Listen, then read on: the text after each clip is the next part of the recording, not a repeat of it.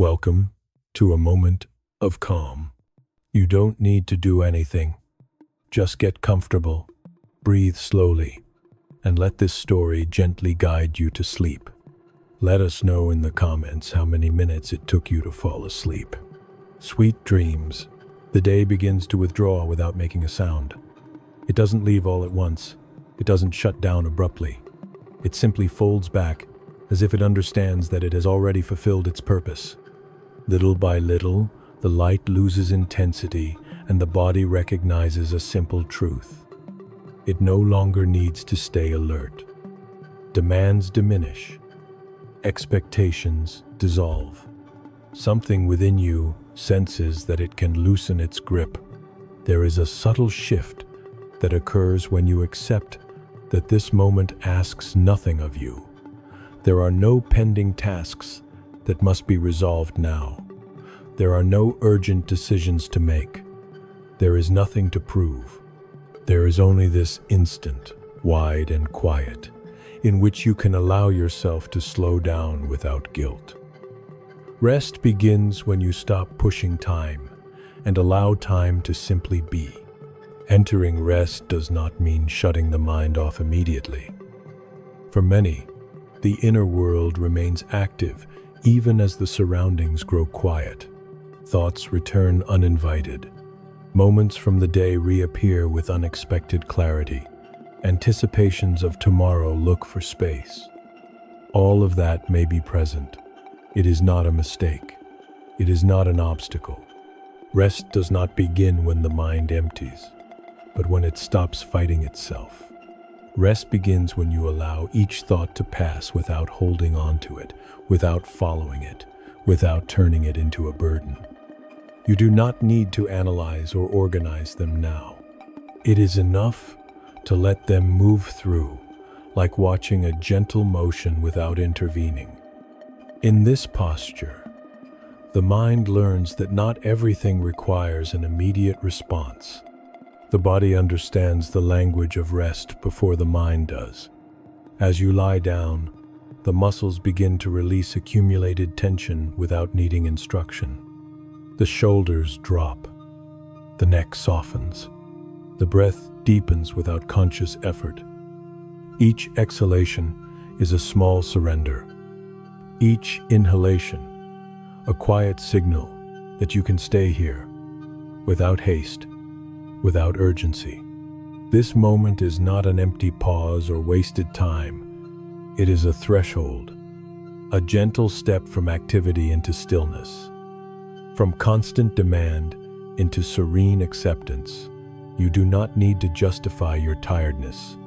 You do not need to prove strength or efficiency. Rest is not earned as a reward. It is received as care. God does not expect you to arrive in perfect calm. He does not demand inner order or clear thoughts. He receives you as you are, with a restless mind, with a tired body, with a heart still full of the day. Entering rest is allowing that closeness to surround you without conditions, not to correct you, not to demand immediate change, but to hold you. In this closeness, there is no reproach. There is no evaluation. There is presence. A presence that does not impose itself, but does not withdraw either.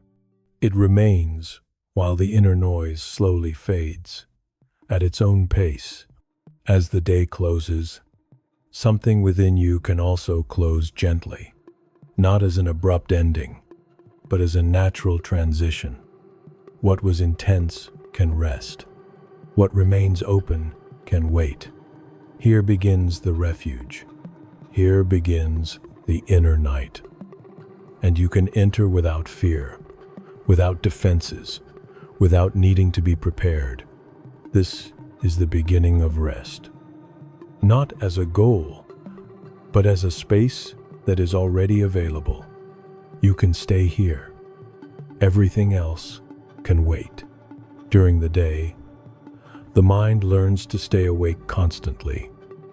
It observes every detail, calculates possibilities, anticipates scenarios. It becomes accustomed to watching everything. What is missing? What could fail? What is still unresolved? This vigilance does not always feel like obvious tension.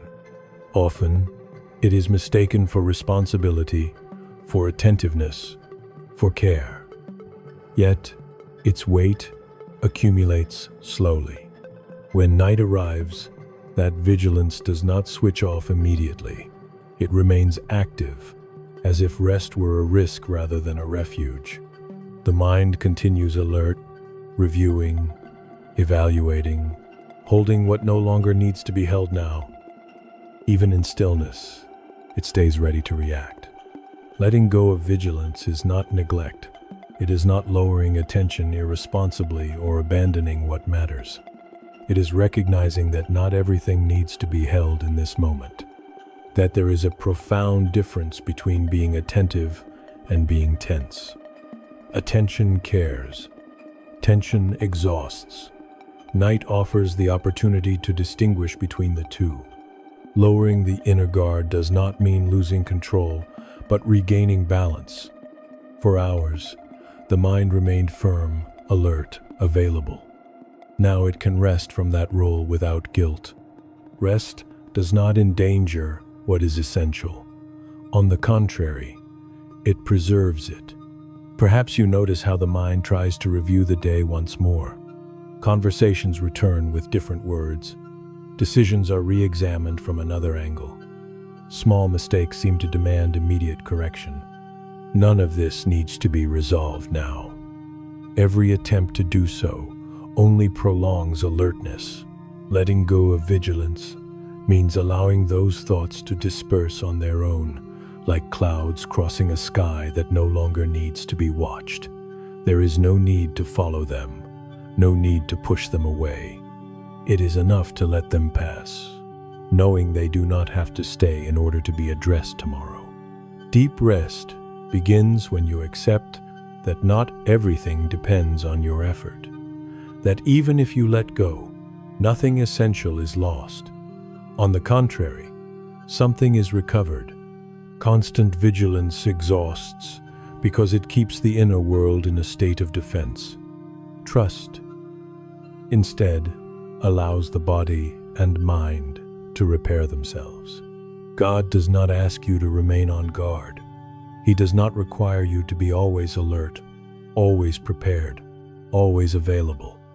His care does not depend on your level of control or your ability to anticipate. You can allow yourself to rest without fear that something will break in your absence. There is a presence that remains when you stop. As you release that silent tension, the body responds effortlessly. The shoulders slowly drop. The neck loosens its rigidity. The jaw unclenches. The breath finds a slower, deeper rhythm. These signals do not need to be forced or directed. They appear when vigilance dissolves. The body knows when it no longer needs to defend itself. It only waits for permission. When it receives it, it responds with relief. The mind, sensing this change, begins to trust as well. Little by little, it stops searching for threats. It learns that it can rest without consequences. Tonight, there is no need to protect yourself from everything. No need to anticipate every scenario or hold every possibility. Letting go of vigilance is trusting that you can rest without the world falling into disorder, that things continue even when you are not actively holding them. Here, at this point in the day, lowering your guard is not weakness, it is wisdom. It is recognizing that true care does not arise from constant control, but from deep trust. In that gesture, a rest begins that touches not only the body, but also the mind and the heart.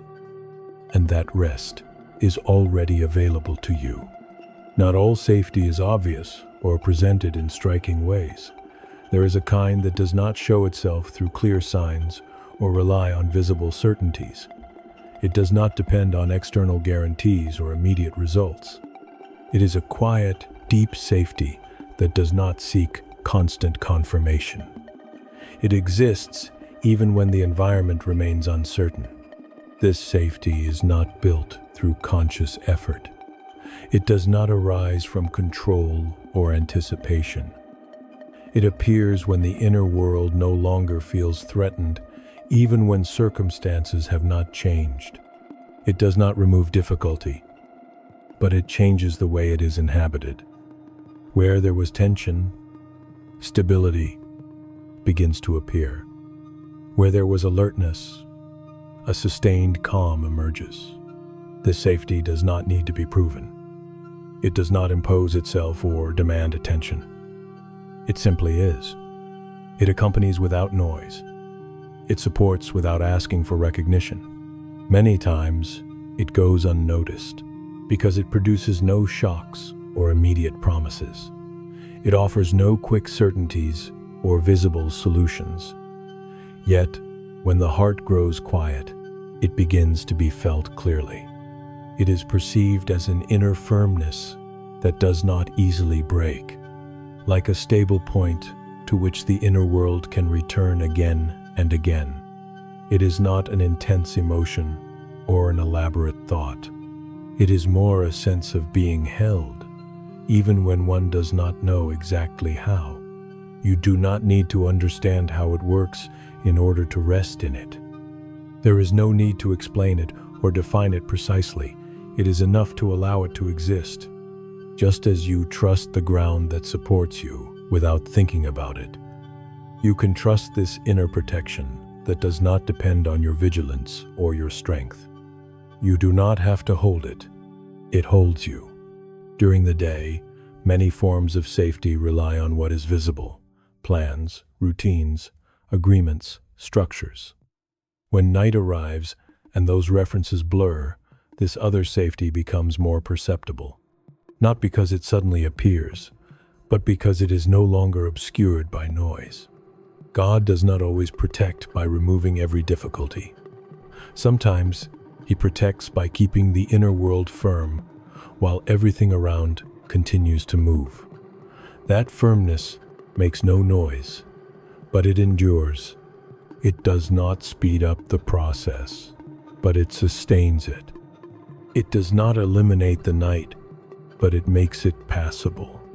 In that silent protection, fear loses its intensity. It does not disappear immediately, but it no longer dominates. Restlessness softens. The heart learns that not every change is a threat, that not every silence is danger, that not every darkness is abandonment. This unseen safety allows you to lower your guard without fear.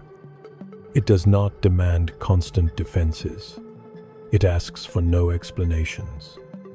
It offers a space where the inner world can rest without being prepared to react.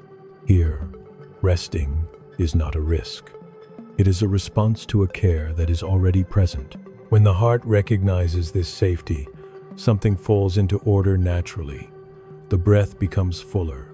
The body loosens. The mind stops searching for external signs of protection. It gradually understands that not everything requires defense. Within this unseen safety, the heart learns that it can let go, that not everything is a threat, that not everything needs to be controlled, that not everything demands an immediate response. Here, rest is possible, and that rest does not depend on the world stopping, but on the inner world finding its firm point. There are moments when the soul grows tired not because of what it does, but because of what it demands of itself. Demanding to be okay when it is not. Demanding to understand what still hurts. Demanding strength when what is needed is rest. These demands are not always conscious, but they weigh heavily. They accumulate in silence and exhaust from within. In this space of rest, none of those demands are necessary. Here, performance is not measured, and the inner state is not evaluated. There are no standards to meet and no expectations to reach. Here, it is permitted simply to remain, without having to justify one's presence. To remain without demands is to accept that you do not need to correct yourself now, that you do not have to organize your thoughts or calm your emotions in order to be received. True rest begins when you stop trying to improve this moment and allow it to be sufficient as it is. Not because it is perfect, but because it is real. Many times, inner tension is born from the constant attempt to change what is felt, to adjust the mood, to control the reaction, to present oneself as different from how one truly is inside. Remaining without demands interrupts that effort. It allows the inner world to rest from the task of constantly improving itself. God does not watch you with expectation or impatience. He does not wait for you to arrive ordered, calm, or resolved. He receives you in your real state, with tiredness still present, with the mind still scattered, with the heart perhaps heavy. Remaining in His closeness requires no additional effort, only availability. Being as you are is enough. In this remaining, something begins to relax naturally. The tension of having to slowly dissolves. The body stops holding itself as if everything depended on its endurance. The muscles loosen. The breath becomes broader. The mind learns that it does not need to justify or explain itself constantly. The heart, no longer feeling evaluated, discovers that it can be silent without feeling empty. It does not need to produce the right emotions or appropriate thoughts. It can simply be without pressure. That being is restorative because it frees the inner world from an invisible burden, the need to prove itself worthy. There is no hurry to move forward. There is no obligation to change now. Rest is not a forced preparation to be better tomorrow. It is a legitimate space where one can exist without goals. Remaining without demands is a deep rest because it returns to the inner world the freedom of not having to respond. Here, simply being is enough. And in that being, without effort and without judgment, rest becomes real and begins to sustain everything else. When everything grows quiet, silence stops feeling empty and begins to feel like shelter. It is not a silence that unsettles or confronts. It does not point out errors or demand answers. It is a silence that gently envelops, that settles over the inner world without weight. It allows the soul to rest without interruptions, without jolts, without the need to defend itself. In this silence, there are no demands and no warnings. There are no hidden messages or implicit requirements. Only a calm presence that supports without drawing attention. A presence that does not need to be understood in order to be real. Sometimes, the greatest care is revealed precisely in this way, without noise, without visible gestures, without urgency. This silence does not ask for words. It does not need explanations or well-formed thoughts. It simply accompanies.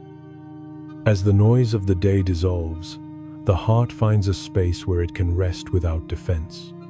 Here, there is nothing to respond to. There is no need to think or remember. It is enough to be, allowing silence to do what it knows how to do. At first, silence may feel unfamiliar.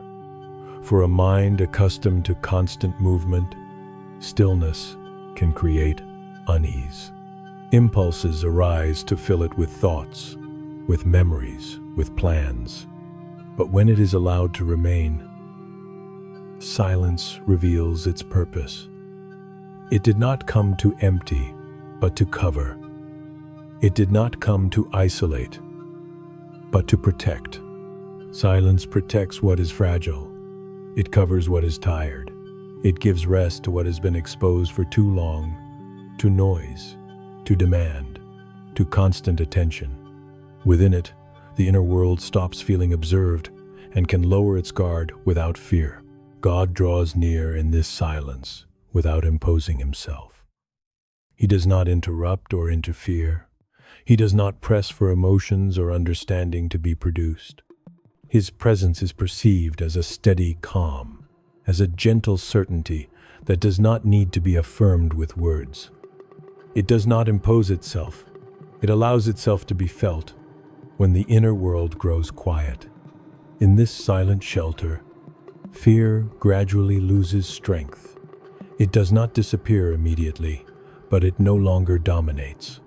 Restlessness softens. The heart learns that it can rest without staying alert. That silence is not abandonment, but companionship in its most discreet form. The night moves forward slowly, without pushing. The body recognizes that it can surrender without risk. The muscles loosen. The breath becomes deeper. The mind accepts that not everything needs attention now. The heart allows itself to be covered without resistance.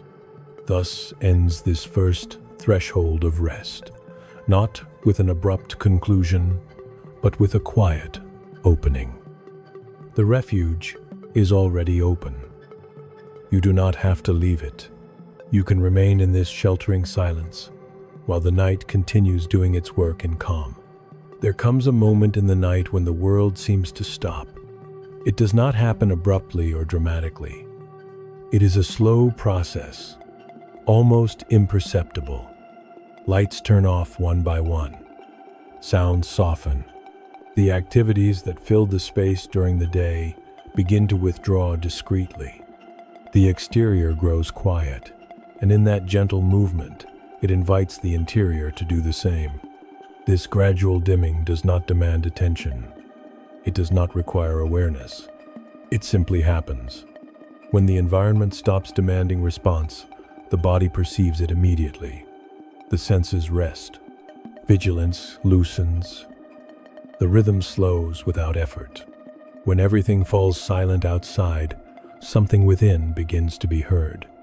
In that external silence, the mind often takes the floor. Thoughts that during the day were set aside, postponed, or covered by activity now find space. They do not necessarily arrive to disturb or create conflict.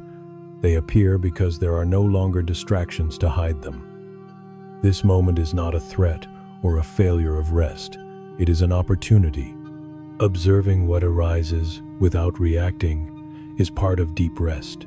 There is no need to follow each thought or resolve it, nor is it necessary to push them away forcefully. It is enough to recognize their presence and allow them to be without occupying the center.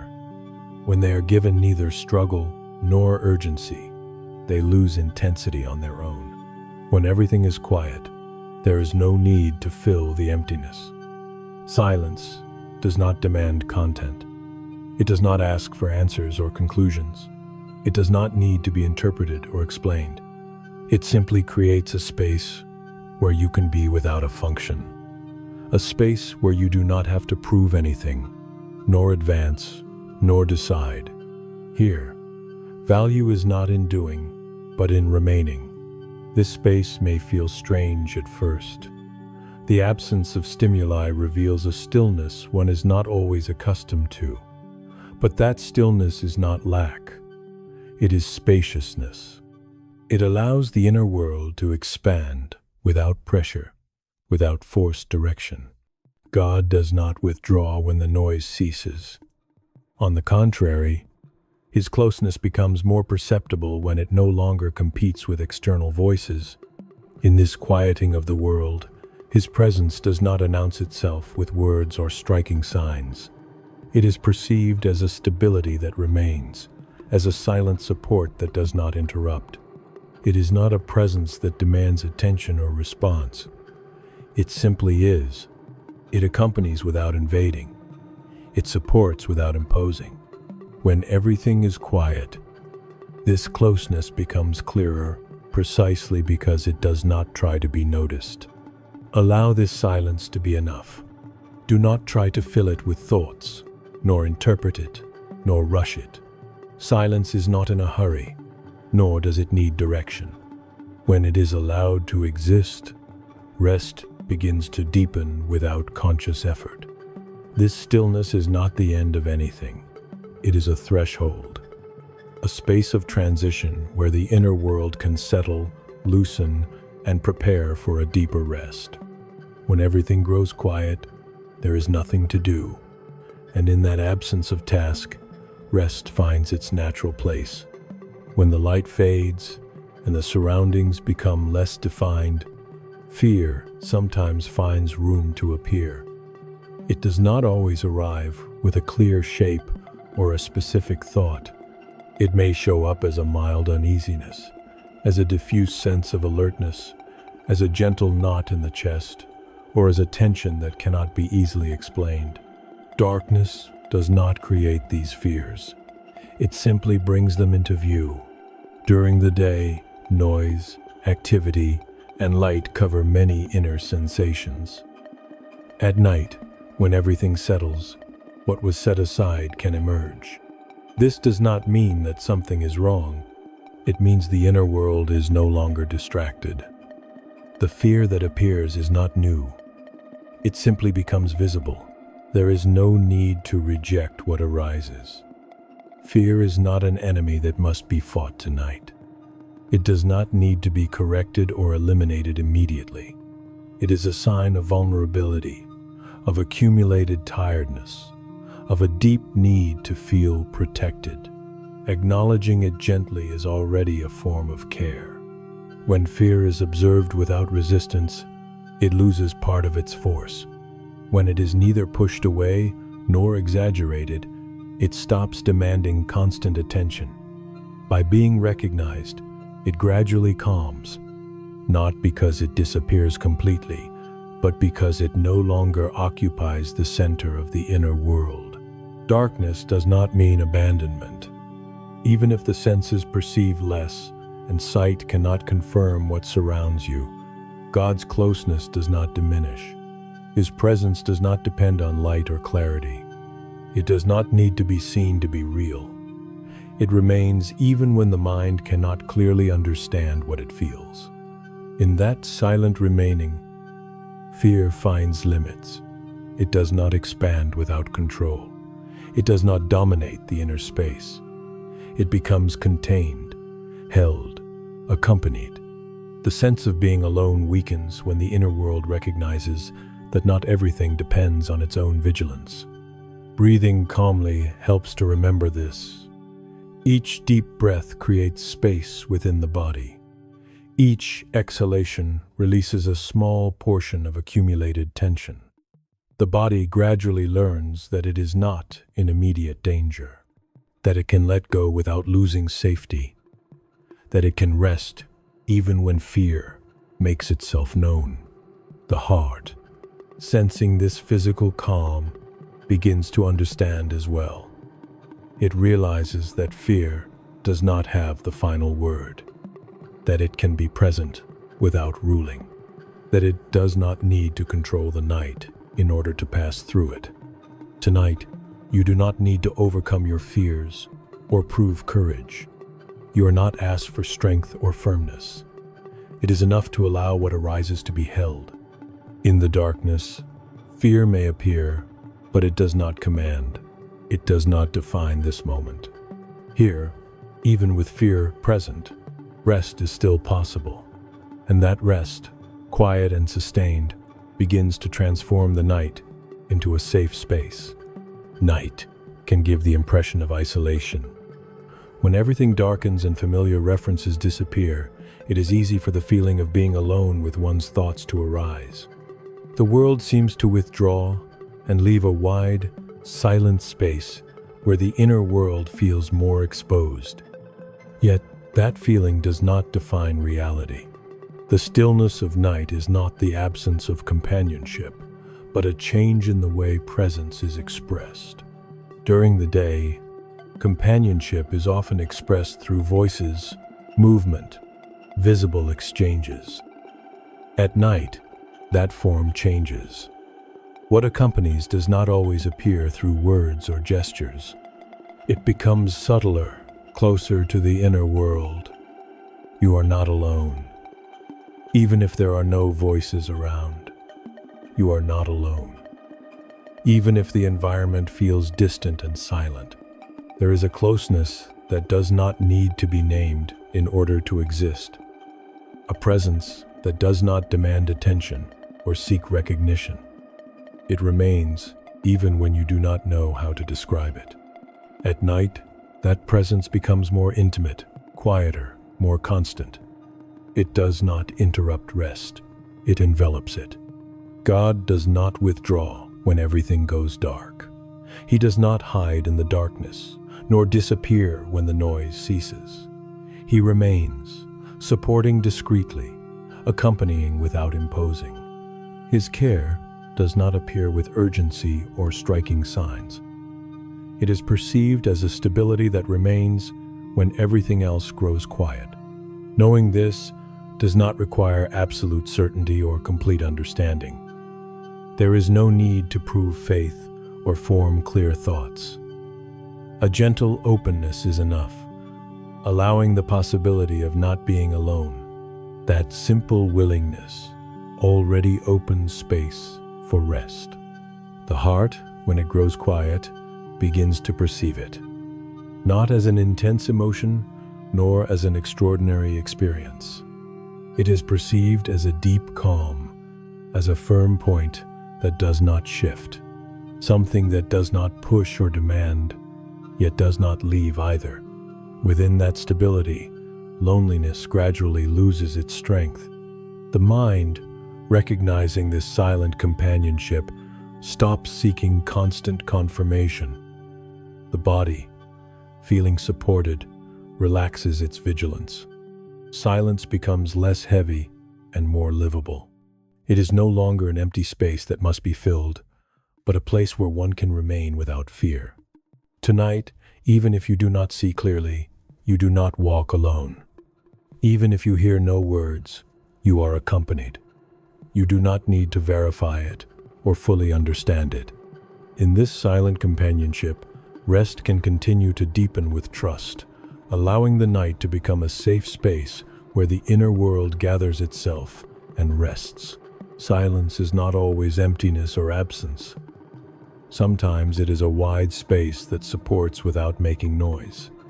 It does not arrive with force nor demand attention. It simply is. When there are no words, when no explanations are available, something remains firm beneath everything, offering constant support to whatever rests upon it. This silence does not pressure or demand understanding. It does not ask you to grasp what is happening or to organize what you feel. It does not expect immediate clarity. It offers itself as a stable ground upon which the inner world can rest without effort. Within it, there is no urgency to define or resolve. Everything may remain just as it is. In this silence, you do not need to form clear thoughts or organize scattered emotions. There is no need to name every sensation or make sense of every memory. The silence that sustains does not judge inner disorder. It does not correct it or push it to change. It accepts it. It contains it. It allows each thing to find its place at its own pace, without hurry. Often, exhaustion does not come only from what has been lived, but from the effort to understand everything. This silence interrupts that effort. It offers rest precisely because it does not require interpretation. It allows the mind to be freed from the constant task of seeking immediate meaning. God often reveals himself in this kind of silence, not as a quick answer nor as a clear explanation, but as a stability that does not move. When everything seems uncertain and familiar reference points weaken, this silent support prevents the inner world from collapsing. It does not remove questions, but it keeps them from becoming unbearable. Within this silent presence, doubts lose their power to overflow. Fear softens. Restlessness finds limits. Not because everything is resolved, but because it is no longer alone. Silence becomes a livable place where even uncertainty can remain without causing harm.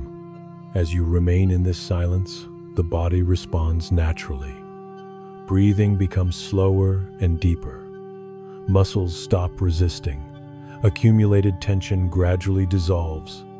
The body understands that it no longer needs to stay alert. It can rest, supported by something firm. The mind, sensing this support, stops searching for constant signs of safety. It learns that not everything requires immediate confirmation. The heart, in turn, understands that it does not need to stay on guard. There is something that holds it without conditions, without demands, without evaluations. This silence is not the absence of care. It is care in its most discreet form. It is not announced or explained. It is felt. Here, resting is not falling into emptiness, but resting upon something firm that cannot be seen, yet is experienced with inner clarity. In this sustaining silence, rest deepens without effort. Everything can loosen a little more, and in that letting go, the night continues, offering its refuge. To inhabit the night does not mean to enjoy the darkness, but to stop fleeing from it. For a long time, night was associated with threat, with uncertainty, with what cannot be clearly seen.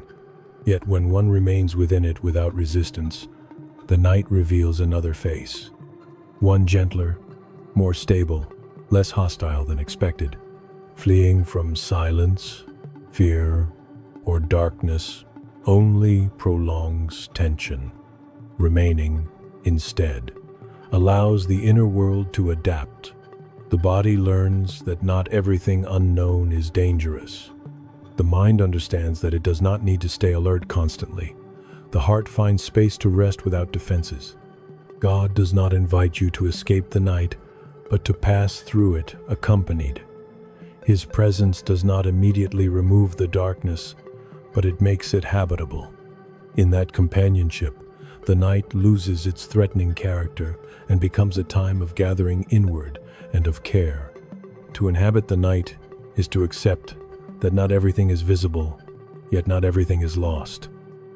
It is to trust without demanding immediate clarity. In this way, the night ceases to be an obstacle. It becomes a safe space where the inner world can rest without fleeing, sustained by a presence that does not fade. Not all tiredness is felt immediately.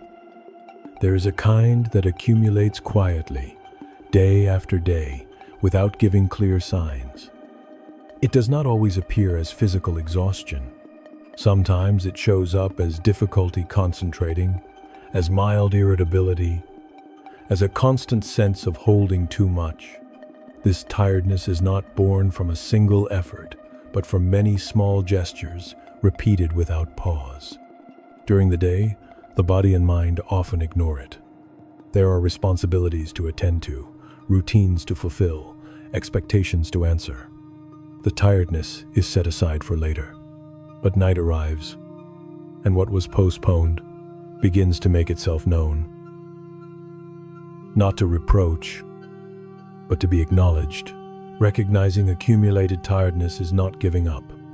It is an act of inner honesty.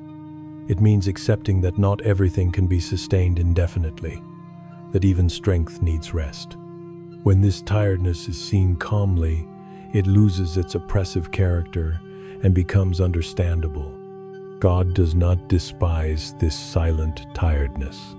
He does not interpret it as a lack of faith or as weakness. He receives it as part of the human condition. In His presence, tiredness does not have to justify itself or hide. It can simply be. Tonight, it is not necessary to recover strength immediately. It is enough to recognize how much you have been carrying. That recognition is already a first rest. And from there, the process of relief can begin without hurry. Many times, tiredness does not come only from what we do. but from what we believe we must carry. It is not always visible work that exhausts, but the invisible weight that accumulates without being questioned.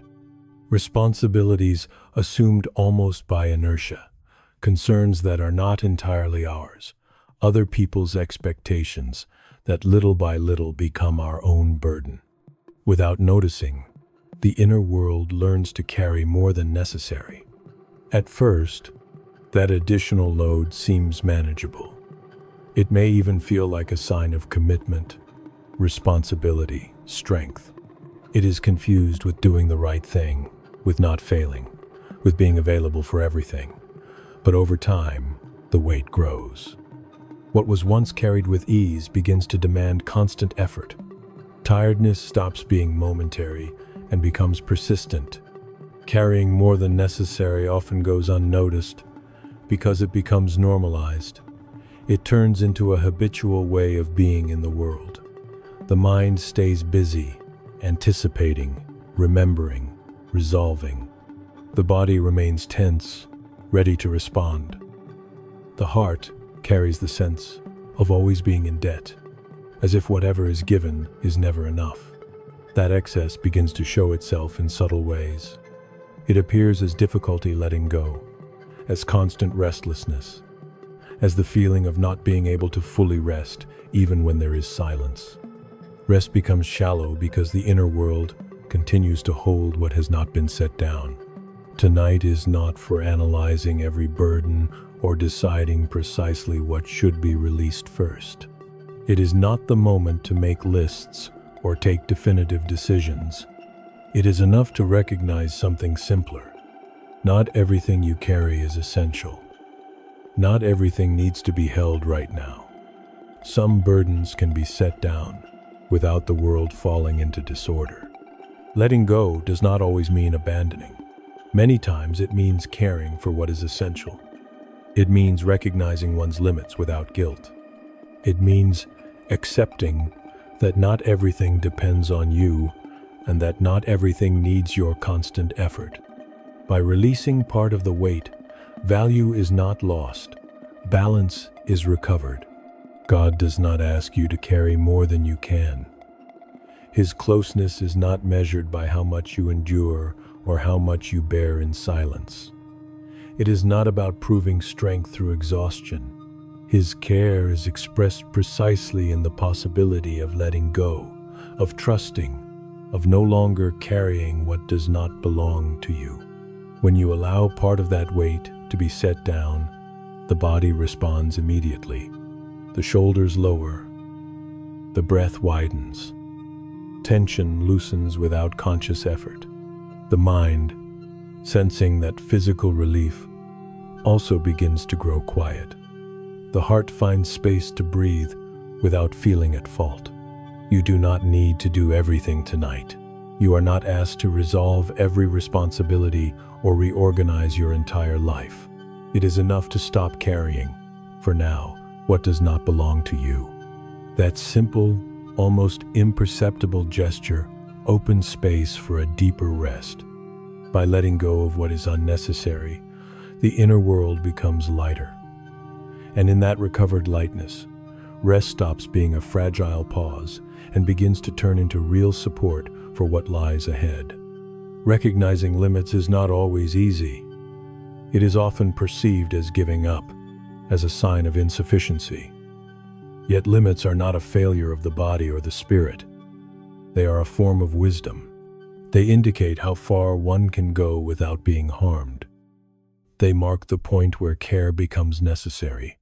For a long time, it is possible to ignore them. The impulse to keep going, to respond, to fulfill expectations pushes one to cross them again and again. But accumulated fatigue eventually brings them back into awareness, not as punishment, but as a gentle warning. The limit appears to protect, not to restrict. Tonight, recognizing your limits does not require drastic decisions. It does not demand immediate changes. It is enough to admit that not everything can be held at the same time, that there are rhythms that need to be respected, that rest is not a luxury, but a legitimate necessity. God does not withdraw when you recognize your limit. On the contrary, His closeness becomes clearer. In that recognition, self-sufficiency gives way to trust. The body relaxes. The mind stops demanding more than is possible. Accepting limits allows care to take place. Here, rest begins to be real, because it no longer rests on denial, but on the truth of who you are. There are burdens that cannot be resolved tonight, but they can be set down, not to forget them or deny them, but to let them rest outside of you for a moment. Setting down what weighs you down is a simple yet profound inner act. It means recognizing that not everything must be carried to the end of the day, that not everything needs to accompany you into rest. During hours of activity, many burdens are carried almost automatically. They blend into daily movement and seem inseparable from who you are. But when night arrives, the body and the inner world begin to signal something different. There are weights that no longer need to be carried now, not because they do not matter, but because they can wait. Sometimes the weight has no clear shape. It does not appear as a defined problem or a specific task. It is a mixture of overlapping worries, pending responsibilities that do not fall into order, unexpressed emotions that remain contained. Trying to clarify everything at this moment only increases tension. The mind spins, searches for solutions, strives. The body responds with rigidity. Setting down what weighs you down does not require sorting or classifying. It does not demand understanding every part of the burden. It simply consists of allowing that weight to be placed in a safe place, outside your own effort. It is accepting that you do not need to actively hold it for it to continue to exist. By letting it rest, the inner world is freed from the constant obligation to carry. God offers that place without demanding detailed explanations. He does not ask you to justify every concern or present them with precise words. He does not expect perfect clarity or elaborate confessions. Intention is enough. Recognizing that something weighs too much and admitting that you do not need to carry it alone is enough. In that simple gesture, something begins to change. As what weighs you down is set aside, the body responds first. Muscles loosen almost imperceptibly. The shoulders drop. Breathing becomes wider and deeper. The body recognizes that it can rest because it is no longer holding all the weight. The mind, sensing that physical relief, also begins to slow down. It stops circling the same point. Not because the problem has disappeared, but because it is no longer being held by your tension. Thoughts lose urgency. Worry stops, demanding immediate attention. The heart, for its part, experiences a different kind of rest. It no longer feels the obligation to stay on alert. It understands that handing things over is not surrender, but trust. That setting things down is not abandonment, but care for one's own limits. Tonight, you are not asked to resolve or anticipate. You are not expected to close every matter or clarify every emotion. You are invited to something simpler and deeper, to hand things over. Setting down what weighs you down allows rest to continue without dragging along what can wait until tomorrow. By doing so, the inner world becomes lighter. And in that lightness, rest finds space to deepen gently, holding the night without effort. Resting without guilt is, for many people, one of the most difficult lessons to learn. Not because rest is inaccessible, but because the mind has learned to associate it with interruption, delay, or lack of commitment. Even when the body stops, an inner voice appears, questioning whether enough has been done. whether stopping is appropriate, whether rest is deserved. That voice does not arise from malice. It was formed over time, nourished by the idea that personal worth depends on constant effort, that always being available is a virtue, that stopping is equivalent to failure. Tonight, that voice does not need to be silenced by force. It needs to be understood and then allowed to pass. Without confrontation, guilt grows stronger when one believes that resting reduces value. But rest does not diminish who you are or what you contribute. On the contrary, it preserves it. It allows the body to regain its natural balance and the mind to step out of a state of constant alert. The inner world was not designed to sustain continuous tension without rest. Resting is not abandoning responsibilities. It is not ignoring what matters or withdrawing from care. It is preparing the ground to sustain what matters more fully. An exhausted inner world does not care better. It only endures. Rest restores clarity, patience, and stability. God does not measure your faithfulness by the amount of fatigue you accumulate. He does not expect you to exhaust yourself to deserve care or closeness. His love does not activate when you reach your limit, nor does it withdraw when you stop. It remains present even when you choose to do nothing more today. In His closeness, resting is not a failure. It is an appropriate response to human limitation. You are not asked to prove strength through weariness. You are allowed to exist without producing, without performing, without justifying every pause. Tonight, you may allow yourself to rest without explanations, without justifying yourself to anyone, without promising that tomorrow you will do more or do better. Rest does not need conditions to be legitimate. It does not depend on what you did during the day or what you plan to do next. It is enough to recognize that you need it. When guilt is released, something loosens deeply. The body yields with calm, without resistance. The mind quiets because it no longer has to defend itself. The heart understands that it can stop without losing anything essential. It does not collapse by resting. It is sustained more fully. Thus, this part of the path comes to a close. Not as a final ending, but as a gentle transition. By resting without guilt, a space opens where restoration can continue without obstacles, accompanying the night with calm and care. Not all pain arrives as the result of a decision. There are wounds that appear without being sought, losses that were not anticipated, changes that break in without permission. This unchosen pain is often the hardest to understand because it does not fit into a clear logic of cause and effect. It simply happens without warning or preparation. When pain is not chosen, the mind often reacts by searching for explanations. It tries to reconstruct events, to find a sufficient reason, a justification for what occurred. It asks what was done wrong, what could have been avoided, what sign was ignored.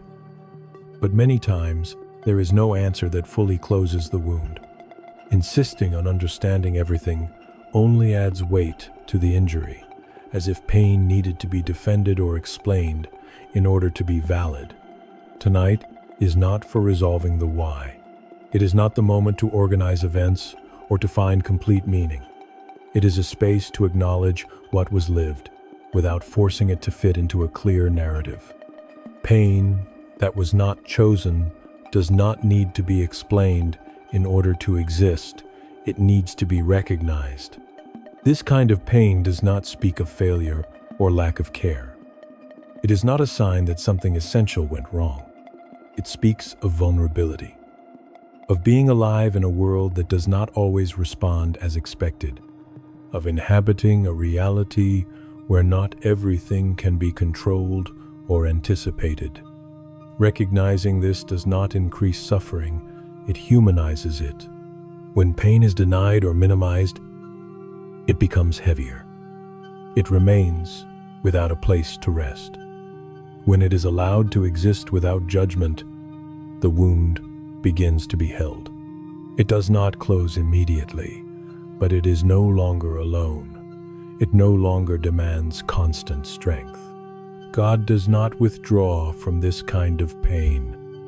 He does not step away when there are no clear answers or visible solutions. He does not demand explanations or corrections. He remains near, accompanying even what is not understood. His presence does not erase the wound immediately, but it prevents it from being lived in isolation.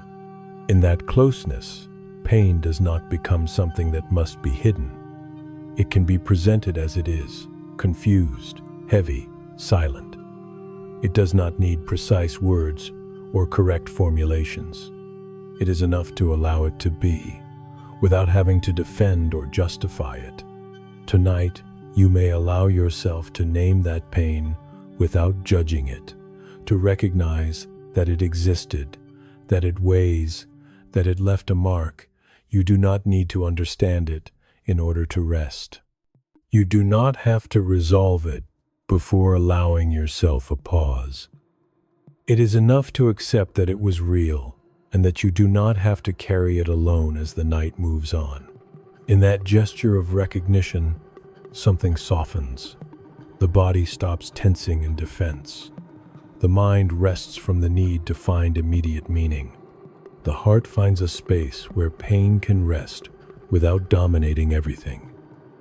And in that space, rest remains possible, even in the midst of what was not chosen. Suffering does not always teach immediately. It often arrives without clear lessons, without obvious messages. At its beginning, it only hurts. It only weighs. It only interrupts. Yet over time, and with the right kind of stillness, it can reveal aspects of the inner world that were previously hidden. It reveals not because suffering is desirable, but because it passes through defenses. Suffering dismantles fragile securities and exposes what is essential.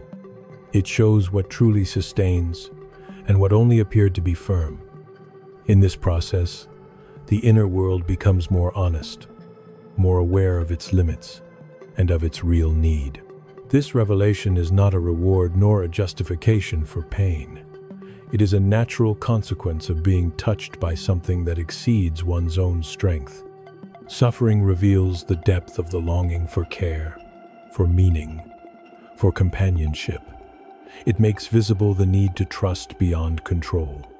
God does not use suffering as a tool of punishment, nor does he ignore it. He remains present while what was hidden is being revealed. His closeness does not force interpretations or demand conclusions. He accompanies the process with patience, allowing each revelation to arrive in its own time. Tonight, you do not need to draw clear lessons from what you have lived. It is enough to recognize that something has been shown, that something has opened. In that silent recognition, rest can coexist with the wound, without denying it and without letting it dominate everything. Patience does not usually appear as a conscious decision or as a virtue chosen at will. It is not adopted from one day to the next, nor does it arise from mere intention.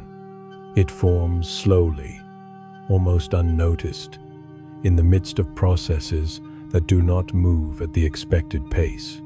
When change is delayed, when the answer does not arrive, when relief is postponed longer than desired, something begins to mature in silence. At first, waiting often generates resistance. Restlessness appears, along with the need to accelerate, the impulse to force a resolution. The mind looks for shortcuts, quick solutions, signs that everything is about to end. But when those signs do not come, the inner world is forced to remain. And in that remaining, it begins to be transformed. This patience that forms is not resignation. It is not giving up or passively accepting what hurts, nor is it indifference. It is a deeper capacity, the ability to remain without despair, to hold the waiting without breaking inside, to accept that some processes need time, even when the desire for them to end is intense and legitimate. True patience does not cancel the desire for relief. It orders it. It allows longing to exist without turning into constant anguish. Instead of fighting time, it learns to live with it. Not because it is easy, but because there is no other way to pass through certain stretches of the path. Prolonged suffering is often the ground where this patience develops.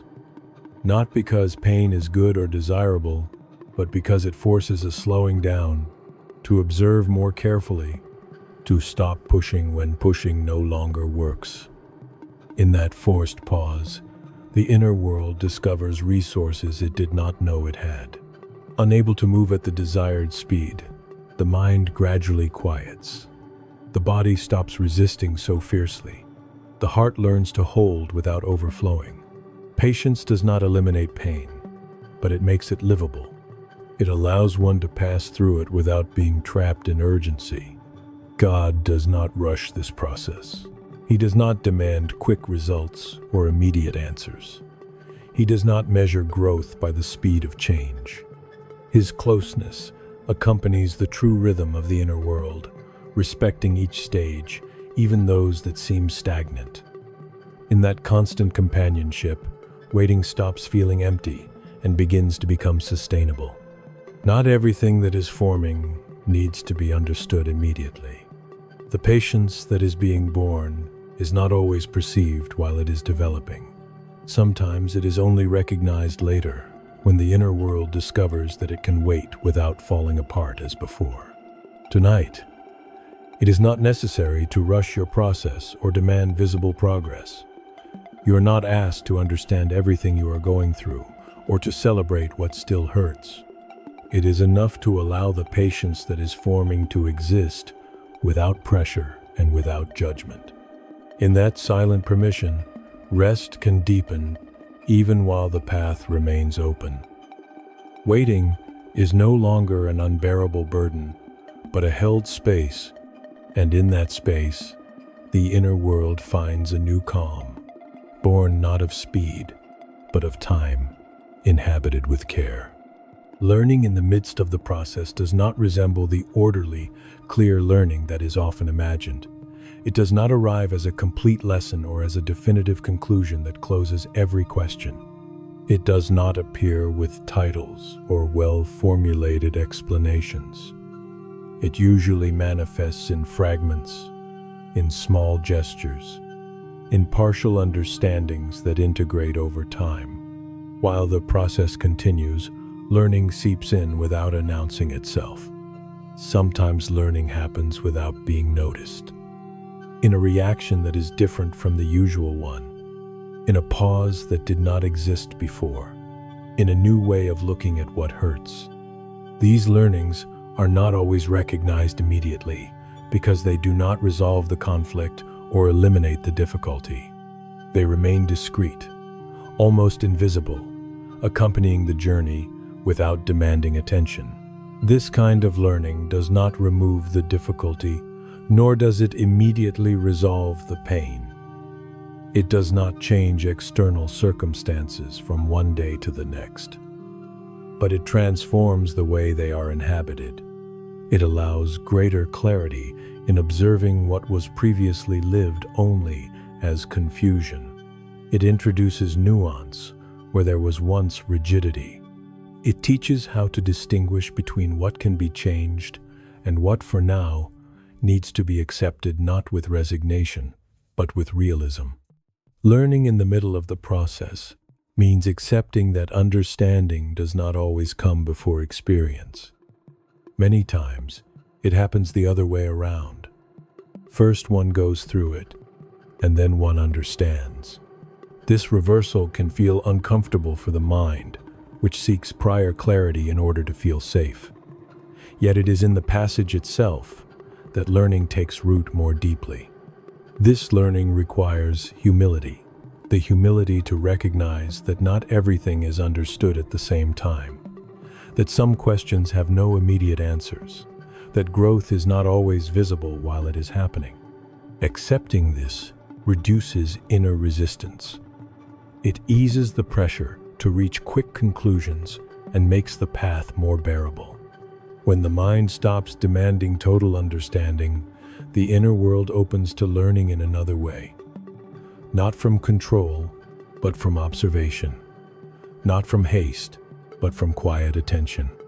In that space, even uncertainty can become a silent teacher. God accompanies this learning without imposing conclusions. He does not rush meaning or demand that everything make sense quickly.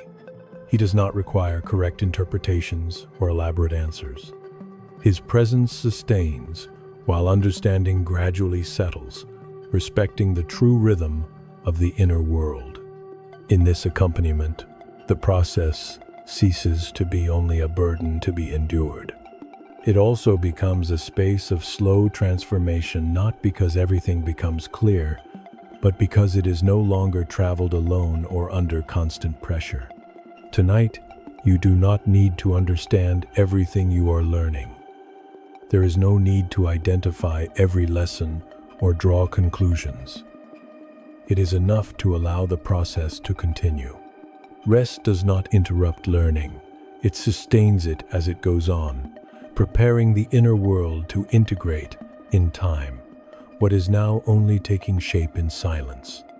The hope that matures is not the kind that promises quick solutions or immediate endings. It is a deeper, less impulsive hope formed over time. It is born after having passed through difficulty, after waiting without guarantees, after sustaining the process even when it was uncomfortable. This hope does not rest on visible results. It rests on the experience of having been accompanied on the certainty that even in the hardest moments, not everything was lost, that something remained firm while many things changed. That experience transforms the way one waits. Unlike anxious expectation, mature hope knows how to rest. It does not demand constant proof. It does not collapse at delays. It can live alongside uncertainty without disappearing. For that reason, it feels more stable, calmer, more resilient. God nourishes this hope without forcing it. He does not impose it as a quick consolation, but allows it to grow at the pace of the inner world. His constant presence is the ground in which this hope takes root and strengthens. Tonight, you can allow that hope to rest. It does not need to be defined or explained. It is enough to recognize that it is there, growing in silence. With this mature hope, rest becomes deeper, and the path, though still open, feels less heavy. The need to control often arises from a deep desire to feel safe. Trying to anticipate every scenario, hold every outcome, and avoid any possible deviation seems, at first, like a form of care. The mind stays active, reviewing options, calculating risks, preparing to respond. However, this constant control ends up exhausting more than it protects. It keeps the inner world in a state of permanent tension, as if rest were a risk rather than a relief. Over time, the effort to control everything becomes automatic. It is not always felt as obvious anxiety. Sometimes it shows up as quiet vigilance, as difficulty letting go of thoughts, as the sense that stopping might cause a mistake. The body responds to this pressure with rigidity. Breathing becomes shallow. Rest turns superficial, because the inner world does not allow itself to lower its guard. Letting go of the need to control does not mean indifference or abandonment. It does not imply neglecting care or losing responsibility. It is an honest recognition that not everything is in your hands, and that insisting on holding everything together does not add real stability. On the contrary, it opens the door to ongoing exhaustion. Opening the hand, instead, releases energy, and create space to breathe more calmly. Letting go does not happen all at once. Sometimes it is a small gesture, leaving a worry for tomorrow, allowing an answer to arrive in its own time, accepting that not everything needs an immediate solution. These gestures do not weaken you, they relieve you. They allow the inner world to recover a more human rhythm. Tonight, it is not necessary to plan tomorrow or anticipate every scenario. There is no need to review every detail once more or mentally rehearse what could go wrong. You can allow yourself to leave things unfinished without feeling that you are failing. There are processes that continue even when you stop. The world is not held together solely by your vigilance. God does not ask you to have everything under control in order to care for you. His closeness does not depend on your ability to foresee outcomes or on your effort to anticipate.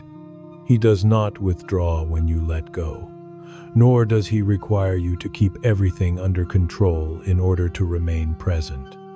In letting go, you discover something important.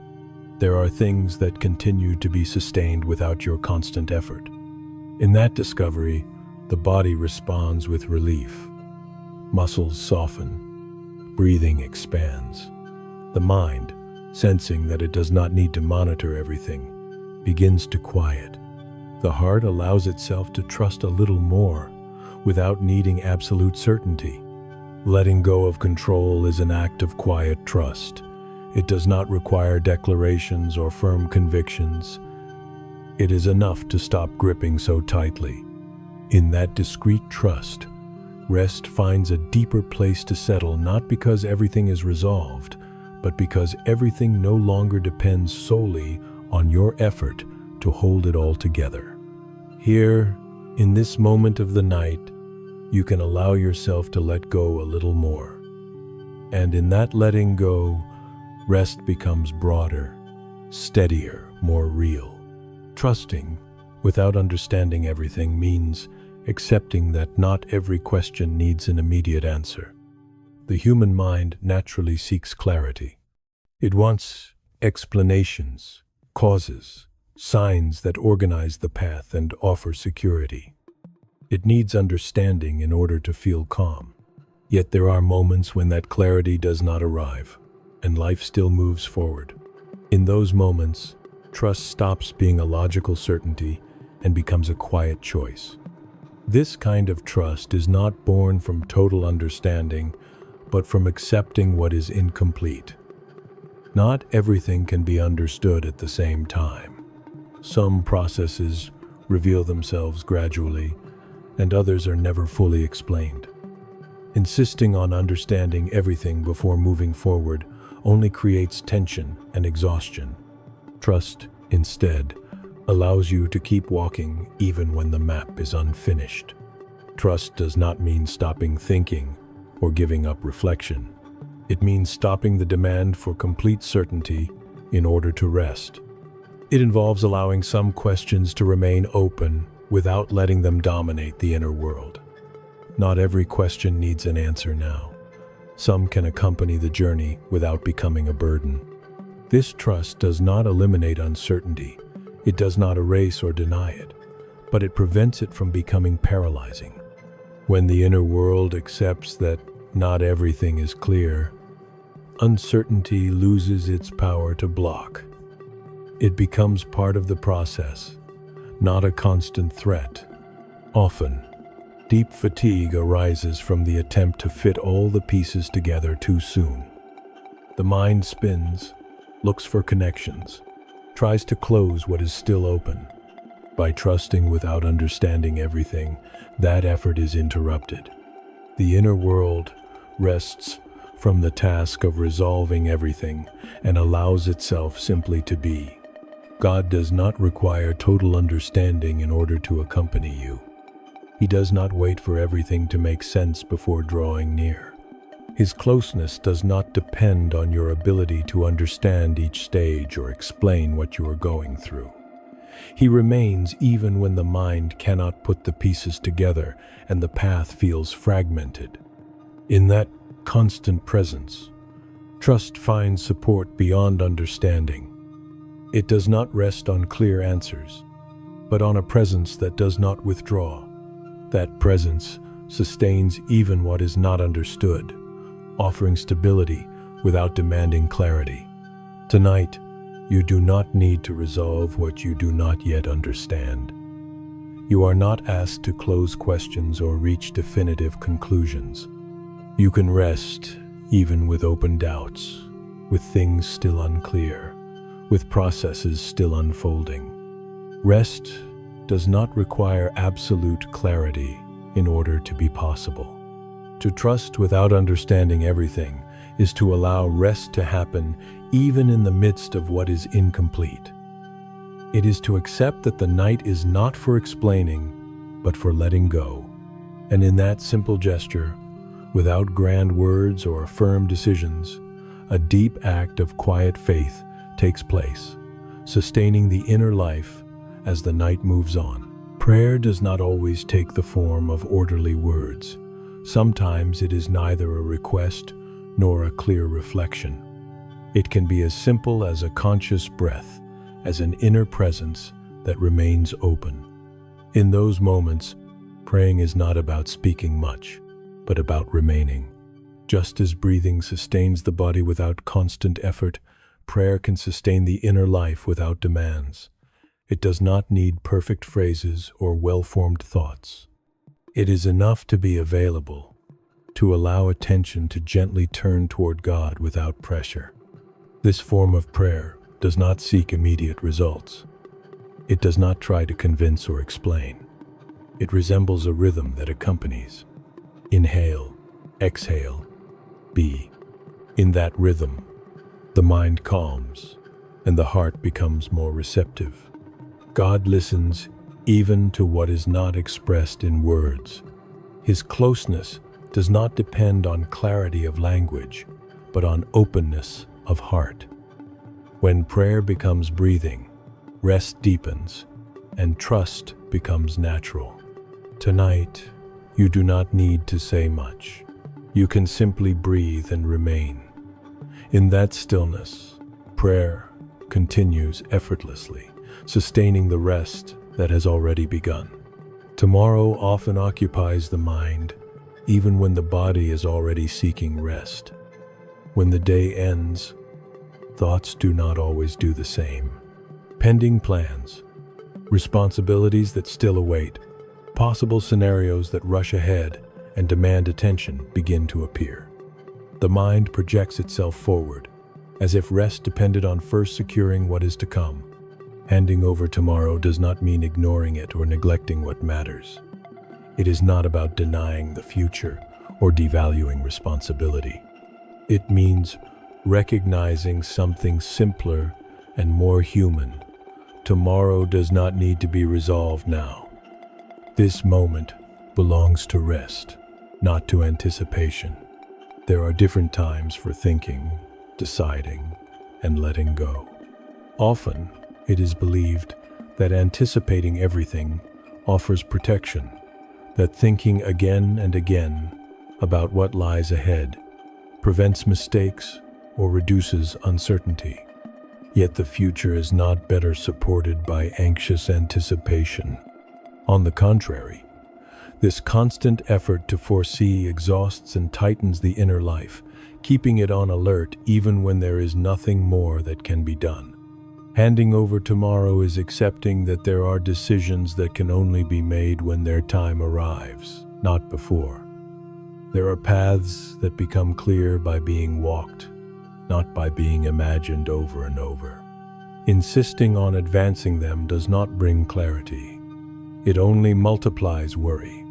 Letting go of anticipation frees inner space and returns the present to its rightful place.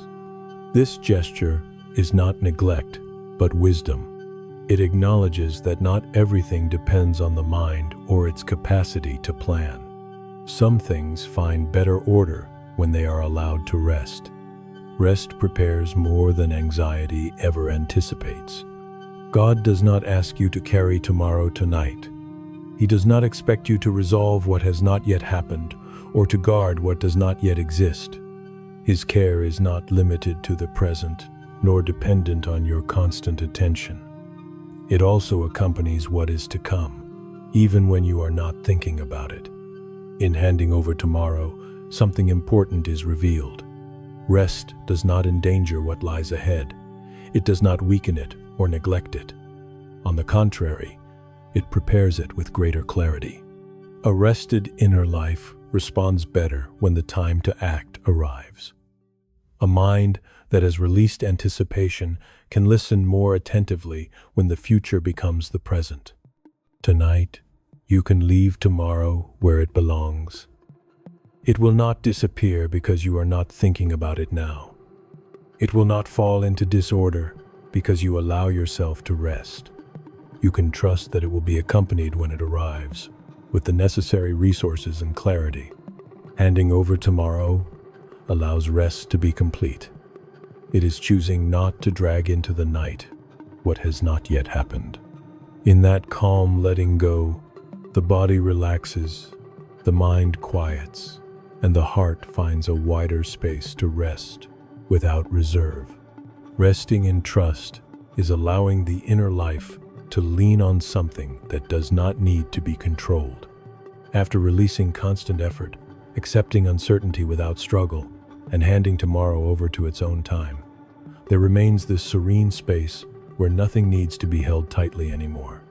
Here, trust stops being a mental concept and becomes an inner experience. It is not thought about, it is lived. At this point in rest, there is no push and no resistance. The inner life recognizes that it can lean without watching, without anticipating, without correcting. Trust does not demand proof or guarantees. It shows itself as a quiet sense of stability, like solid ground that does not need to be tested with every step. This trust is not built all at once, nor imposed as an immediate decision. It settles slowly, almost unnoticed, like the body finding a comfortable position after shifting several times. At first, there are small adjustments, slight tensions that still look for control. But little by little, the inner life discovers it can remain where it is without discomfort. When the inner life recognizes that not everything depends on its vigilance, calm becomes more accessible. It is no longer a fragile calm that breaks at the first thought. It becomes a steady calm that remains even when a doubt appears. Rest stops feeling provisional and begins to feel safe. Resting in trust does not mean the absence of questions. It means the questions no longer govern. They can be present without demanding immediate answers. They do not push or hurry. The inner life learns that it does not need to resolve in order to rest. God does not require perfect trust. He does not expect absolute certainty or complete assurance. He does not measure the depth of faith by the absence of doubt. What is enough is a simple disposition, the willingness to lean, to allow oneself to be held without resistance.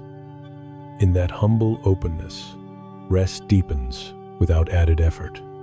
It is not about trusting more forcefully, but about trusting more gently, about stopping the tension of faith as if it were a test.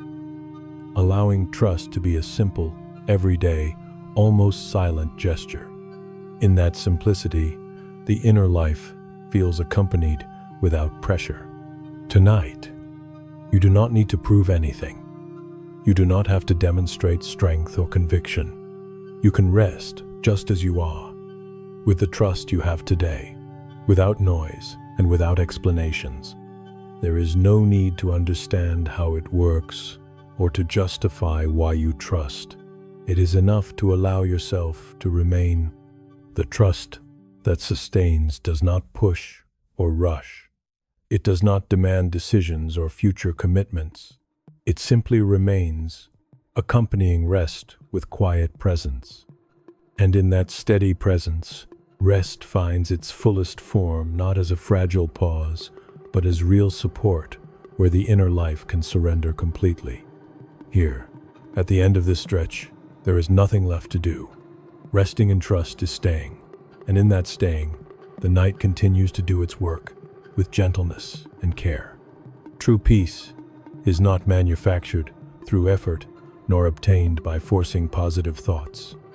It does not arise from controlling the environment or securing every outcome before resting, nor does it appear by repeating calming phrases while the inner life remains tense. The peace that endures comes from another place. It emerges when the inner life stops struggling and allows calm to settle on its own. It is a peace not built step by step. It is received when space is made.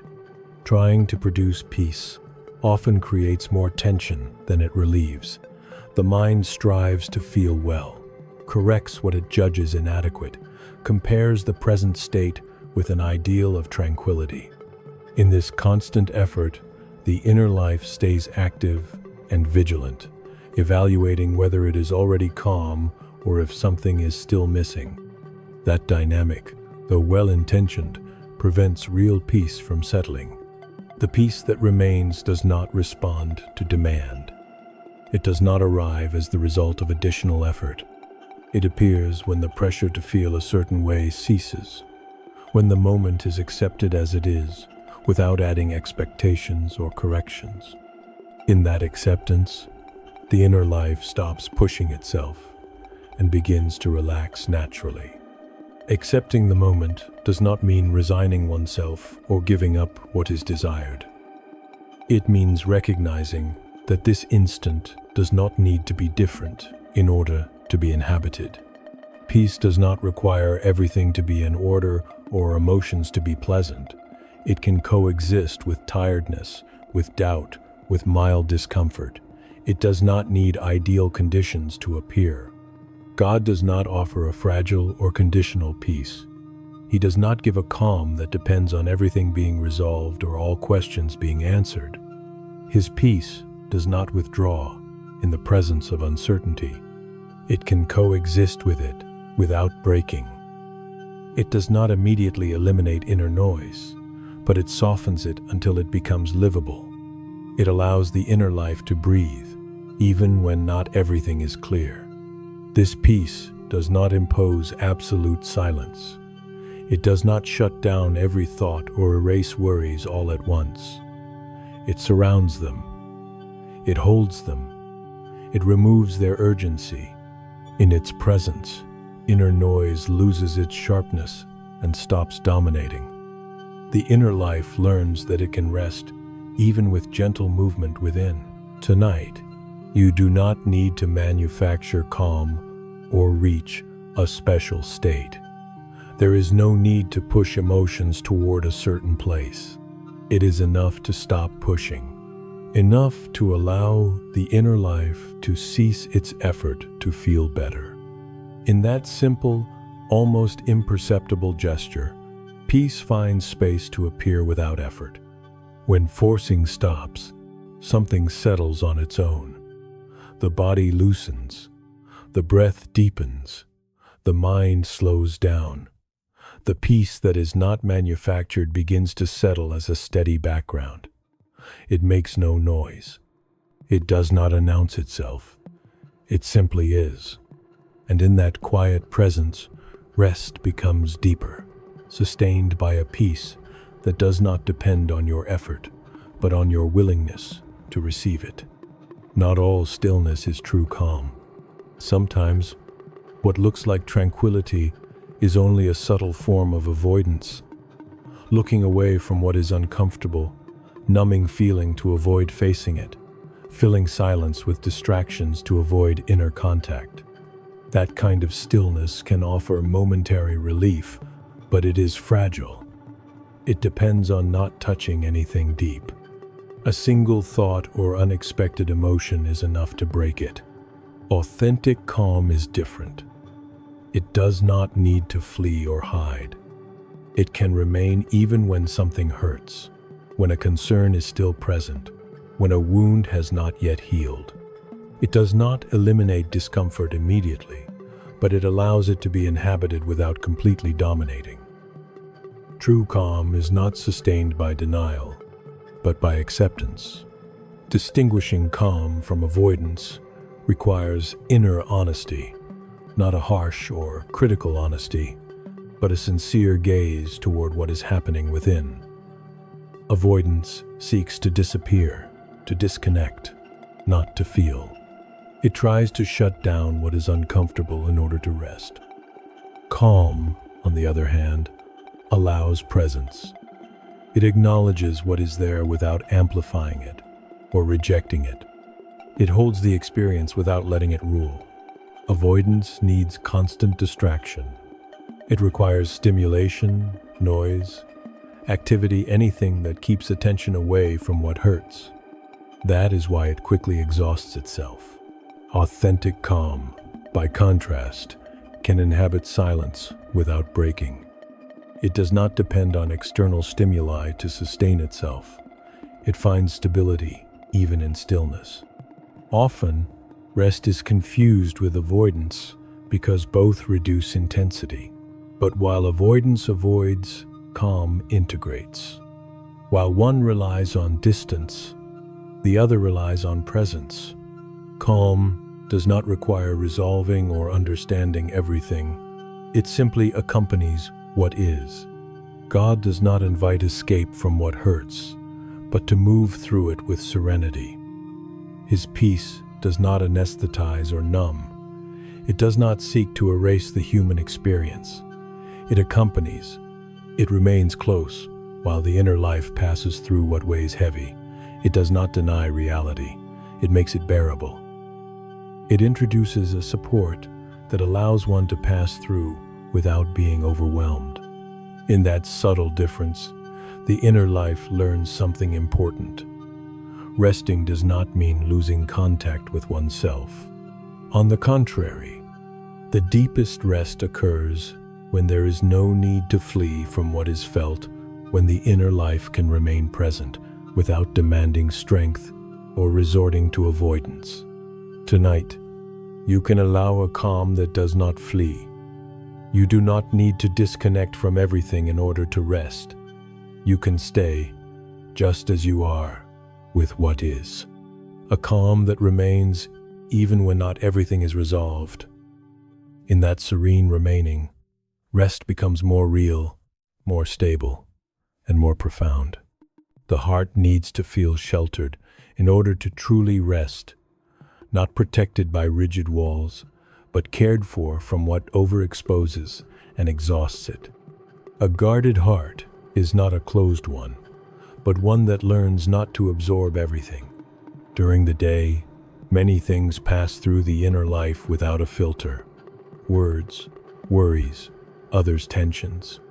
Little by little, the heart fills and loses space for calm. To be guarded means to recover that space, to allow not everything in, to choose what stays and what can pass by.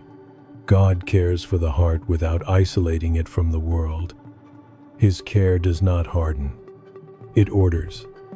It does not remove sensitivity. It protects it. In that sheltering, the inner life stops reacting to every stimulus and finds stability. Tonight, your heart can rest knowing it does not need to defend itself from everything. It can remain guarded, held, without losing its capacity to feel. In that quiet care, peace settles more deeply.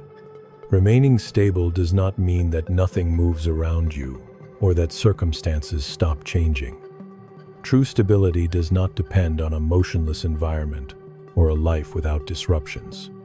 It means that, even when what is external fluctuates, the inner life does not fall apart completely. Something remains firm, holding balance even in the midst of movement. This stability is not rigidity or hardening.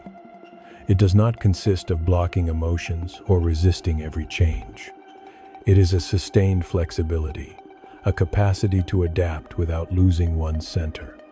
It allows bending without breaking, adjusting without disintegrating.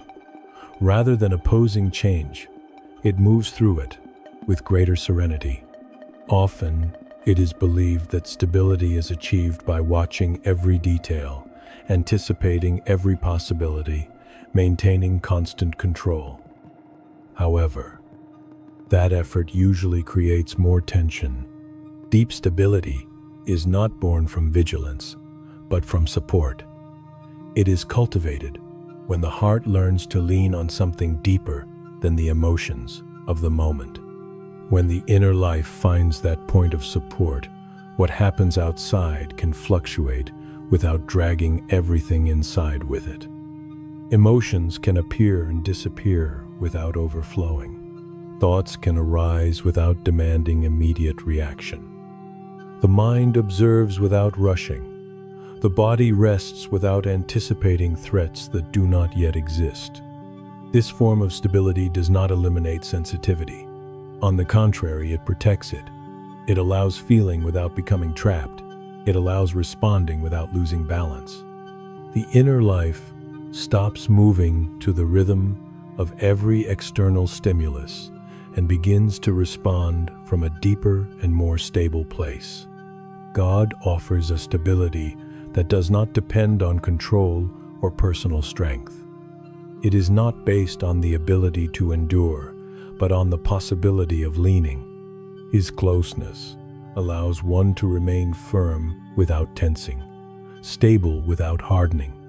In that closeness, the inner life finds a constant point of support that does not shift with every change. This support is not imposed and does not demand constant attention. It is available even when it is not being thought about. It does not weaken when doubts appear, nor does it withdraw in the face of fragility. It remains, offering silent support in the midst of variability. Tonight, you can allow yourself to remain stable without additional effort. You do not need to hold yourself together by force or prove firmness. There is no need to tense inwardly to avoid falling. It is enough to lean. That simple, almost imperceptible gesture changes the way the night is inhabited. In that silent support, calm continues to settle gently, not as a passing emotion, but as a stable base upon which rest can deepen. Remaining stable is allowing the inner life to find its center and stay there, even while the world continues moving around it. To inhabit peace is more than to experience it occasionally. It is to allow it to become an inner space where one can remain not as a fleeting emotion, but as a stable atmosphere that envelops thinking, feeling, and resting. When peace is inhabited, it stops being fragile. This peace does not eliminate all inner movement. Thoughts and emotions can appear without breaking it. What changes is the relationship with them. They no longer govern the inner life or demand immediate reaction. They are allowed to pass, while peace remains as a constant background. God does not offer a distant or idealized peace. He offers a peace that can be inhabited in everyday life, even in the midst of what is incomplete. His presence sustains that peace without imposing it. It simply makes it possible tonight. You do not need to seek peace. You can remain in it, inhabit it without effort, without questions, without haste. In that silent remaining, rest becomes deep and continuous. Strength does not always return all at once or appear as a sudden surge. It does not come as an intense energy that breaks in unexpectedly, nor as a clear sensation of being renewed. Often it returns gradually, almost imperceptibly, while rest is sustained without demands or expectations. This slow return is deeper, because it is not born from pressure or the urgency to feel better, but from steady care. After prolonged fatigue, the inner life needs time to recover. Not everything is restored at the same rhythm or in the same way. The body is usually the first to respond. It finds relief in stillness, gently regains its balance, leaves behind the most obvious tension. The mind needs a little more time. First it slows down, then it quiets.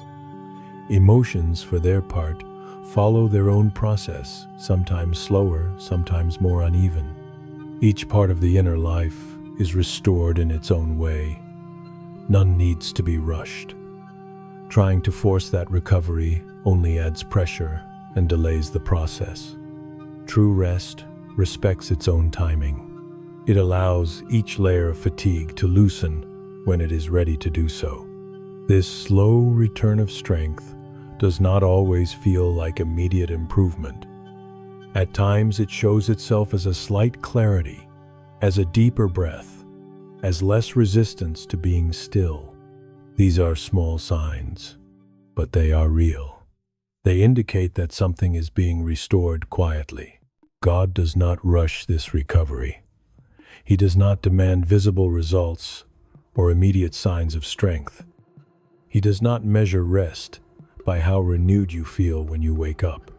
His closeness accompanies the true rhythm of what is being restored, respecting each stage without comparing it to an ideal of energy or productivity. In that patient closeness, the inner life feels permitted to rest without having to prove progress. It is not asked to be ready or strong. It is allowed simply to be. In that permission, strength begins to return in a natural way. Tonight, you can rest without expecting to feel renewed right away. You do not need to wake up different for the rest to have been meaningful. The simple act of remaining calm, without demanding results from yourself, already begins the process of recovery. The body responds, the mind settles, the heart grows lighter little by little. Strength returns slowly, but it does so with stability. It is not fragile or fleeting. It settles deeply because it has been restored without haste. And in that quiet, almost invisible return, rest fulfills its most essential purpose, giving the inner life back its capacity to hold itself with greater gentleness when the time comes to move forward. In many moments, it is thought that moving forward means moving fast. That strength is proven by quickening the pace, reaching visible goals, leaving fatigue behind as soon as possible. The culture of performance often associates progress with speed and resilience, with constant drive. Yet there are stages of the journey in which running is neither possible nor necessary. In those stages, enduring with calm becomes a deeper and truer way of moving forward. These stages are not always chosen. They arrive when the body is tired, when the mind needs pause, when the inner life no longer responds to the impulse to accelerate. Trying to run at those times only increases wear. Calm endurance, instead, protects what is essential. It allows one to remain without breaking, without forcing what is already at its limit. Enduring does not imply rigidity or hardening. It is not about tensing the muscles or clenching the teeth to keep going at any cost. To endure is to remain without giving up, even when the pace is slow. It is to accept that the process continues even when there is no visible progress or immediate result. It is to sustain the weight without turning it into defeat. This way of enduring cares for the inner life. It recognizes real limits and respects them. It avoids demanding more than can be given. In doing so, it prevents the rupture that often comes from overexertion. Enduring with calm does not stall the journey. It preserves it. Many times, the greatest progress happens precisely when pushing stops, when time is allowed to do its work, when the inner life learns to remain present without needing to prove anything. In those moments, endurance becomes a form of quiet wisdom. God does not measure the worth of the journey by speed or by the number of achievements reached quickly. His closeness sustains slow steps as well, moments of pause, days in which one simply remains without visible forward movement. He does not withdraw when the pace slows. He accompanies without rushing.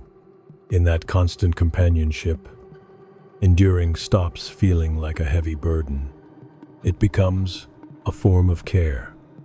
The inner life discovers that it does not need to hurry in order to be accompanied or to be on the right path. The presence that sustains does not demand speed. Tonight, you do not need to run anywhere. There are no goals to reach before resting, no distances to cover to deserve a pause. You can stay where you are, breathing gently, holding yourself without tension. The simple fact of remaining is already enough. Enduring with calm is not moving backward. It is staying whole while the process continues. In that quiet endurance, rest continues to strengthen without haste, preparing the inner life to move forward when the right moment arrives, without unnecessary wear. There are moments when the path feels long, not because of its difficulty, but because of the feeling of walking it alone. Walking accompanied does not always mean having someone visibly at your side. At times, it is an inner certainty that you are not moving forward without support, even when there are no words or gestures to confirm it. This companionship does not push or direct with urgency. It simply is. It allows for small steps without pressure to arrive. When the inner life recognizes that it is not walking alone, the weight of the journey is better distributed and the load becomes more bearable. God accompanies without imposing himself. He does not take control of the path or demand a specific pace. His presence adjusts to the real step of the one who is moving forward. In that closeness, the fear of making mistakes loses strength and fatigue becomes less heavy. Tonight, you can allow yourself to sense that companionship without searching for clear signs. You do not need to verify it. It is enough to open inner space. To walk accompanied is to know that, even in silence, you are not moving forward alone. And in that certainty, rest continues to strengthen the journey. Accepting your own rhythm means stopping the comparison with the pace of others. Every inner process has its own time, its own speed, its necessary pauses. Forcing the rhythm only creates more wear and distances you from the rest you need. Recognizing your own rhythm is an act of respect toward what you are living. The body and the heart do not respond to external demands in the same way. There are days of greater clarity and others of simple remaining. Both are part of the path. Accepting your own rhythm allows these variations to exist without turning them into judgment. God does not impose a uniform pace. His accompaniment adjusts to the real needs of the inner life.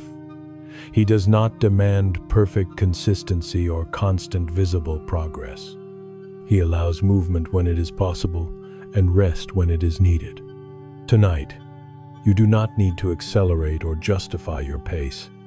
You can accept the rhythm you have today. In that acceptance, tension eases and rest becomes deeper. Moving forward at your own rhythm is still moving forward. Continuing calmly does not mean stopping forever, nor does it mean advancing without feeling what is happening inside. It is neither immobility nor blind momentum. It is choosing a step that does not violate the inner life, a movement that respects what has been lived and what still needs time to settle. Advancing in this way does not break rest. It prolongs it and integrates it into the journey. After fatigue, slow learning, and gradual recovery, the inner life does not need haste. It needs gentle continuity. Continuing calmly is recognizing that the process is not finished, but it does not require acceleration. It is walking without pushing yourself, without imposing rhythms that do not arise from your own balance.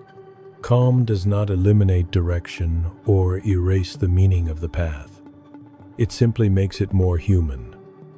It allows you to continue without the pressure to arrive quickly, without the demand to prove strength or efficiency. In this serene movement forward, the path becomes clearer not because everything is seen in advance, but because it is no longer clouded by haste or by the anxiety of results. When the inner life stops running, it begins to perceive more clearly. It listens with greater attention. It responds with greater coherence. Each step becomes more conscious because it is no longer dictated by the fear of falling behind. Continuing calmly is moving forward from a more integrated place. God does not urge with haste or push from behind. He does not pressure the path to accelerate. He walks alongside, sustaining the pace that is possible today, not the one that should be according to external expectations. His presence does not demand speed. It offers stability. In that stability, moving forward stops feeling like a burden and becomes trusted continuity. This accompaniment does not promise that the path will be easy or that everything will be resolved quickly.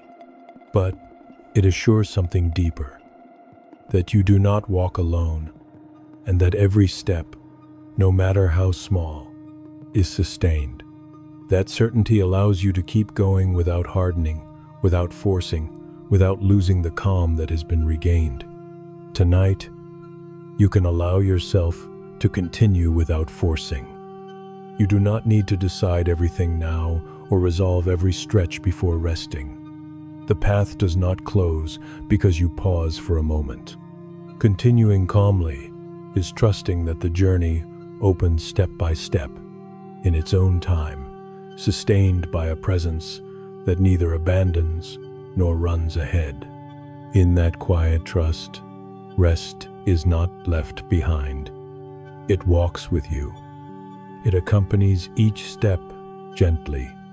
And so, without haste and without pressure, the inner life can keep moving forward while preserving the peace that has begun to settle. The future can sometimes be perceived as an uncertain space, difficult to imagine and even threatening. When fatigue is great and the path already traveled has been long, looking ahead can feel like peering into a void. Not because there is nothing there, but because what is coming has not yet taken clear shape. That lack of contours can generate unease, especially when the inner life is tired and in need of safety. However, the future is not empty. Even if it cannot yet be seen clearly, even if it cannot be described with precision, it is held by something more than uncertainty. It is not an abandoned space, nor an uncared-for territory. It is a time that has not yet fully unfolded, but that is already contained within a larger process. Not knowing what is coming does not mean an absence of meaning. It means that the path is still opening. There are stages that can only be understood by walking through them.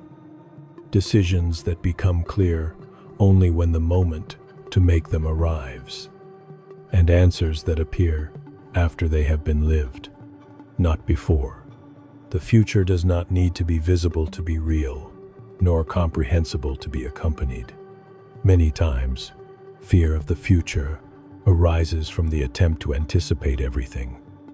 The mind looks for images, scenarios, explanations that offer control. When it does not find them, it interprets that emptiness as a threat. In reality, what is missing is not content, but anticipated clarity. And that clarity is not always possible or necessary. The future is not an empty space waiting to be filled by anxiety. It is a territory that reveals itself step by step. Each day provides what is needed for the next. Not everything is given in advance because not everything can be held at the same time. There is wisdom in that gradual unfolding. God is already present in what has not yet arrived. His care does not begin tomorrow, nor does it depend on the future becoming visible. It continues now and extends forward, beyond what you can foresee. His presence does not remove all doubts, but it prevents the future from feeling uninhabited or abandoned.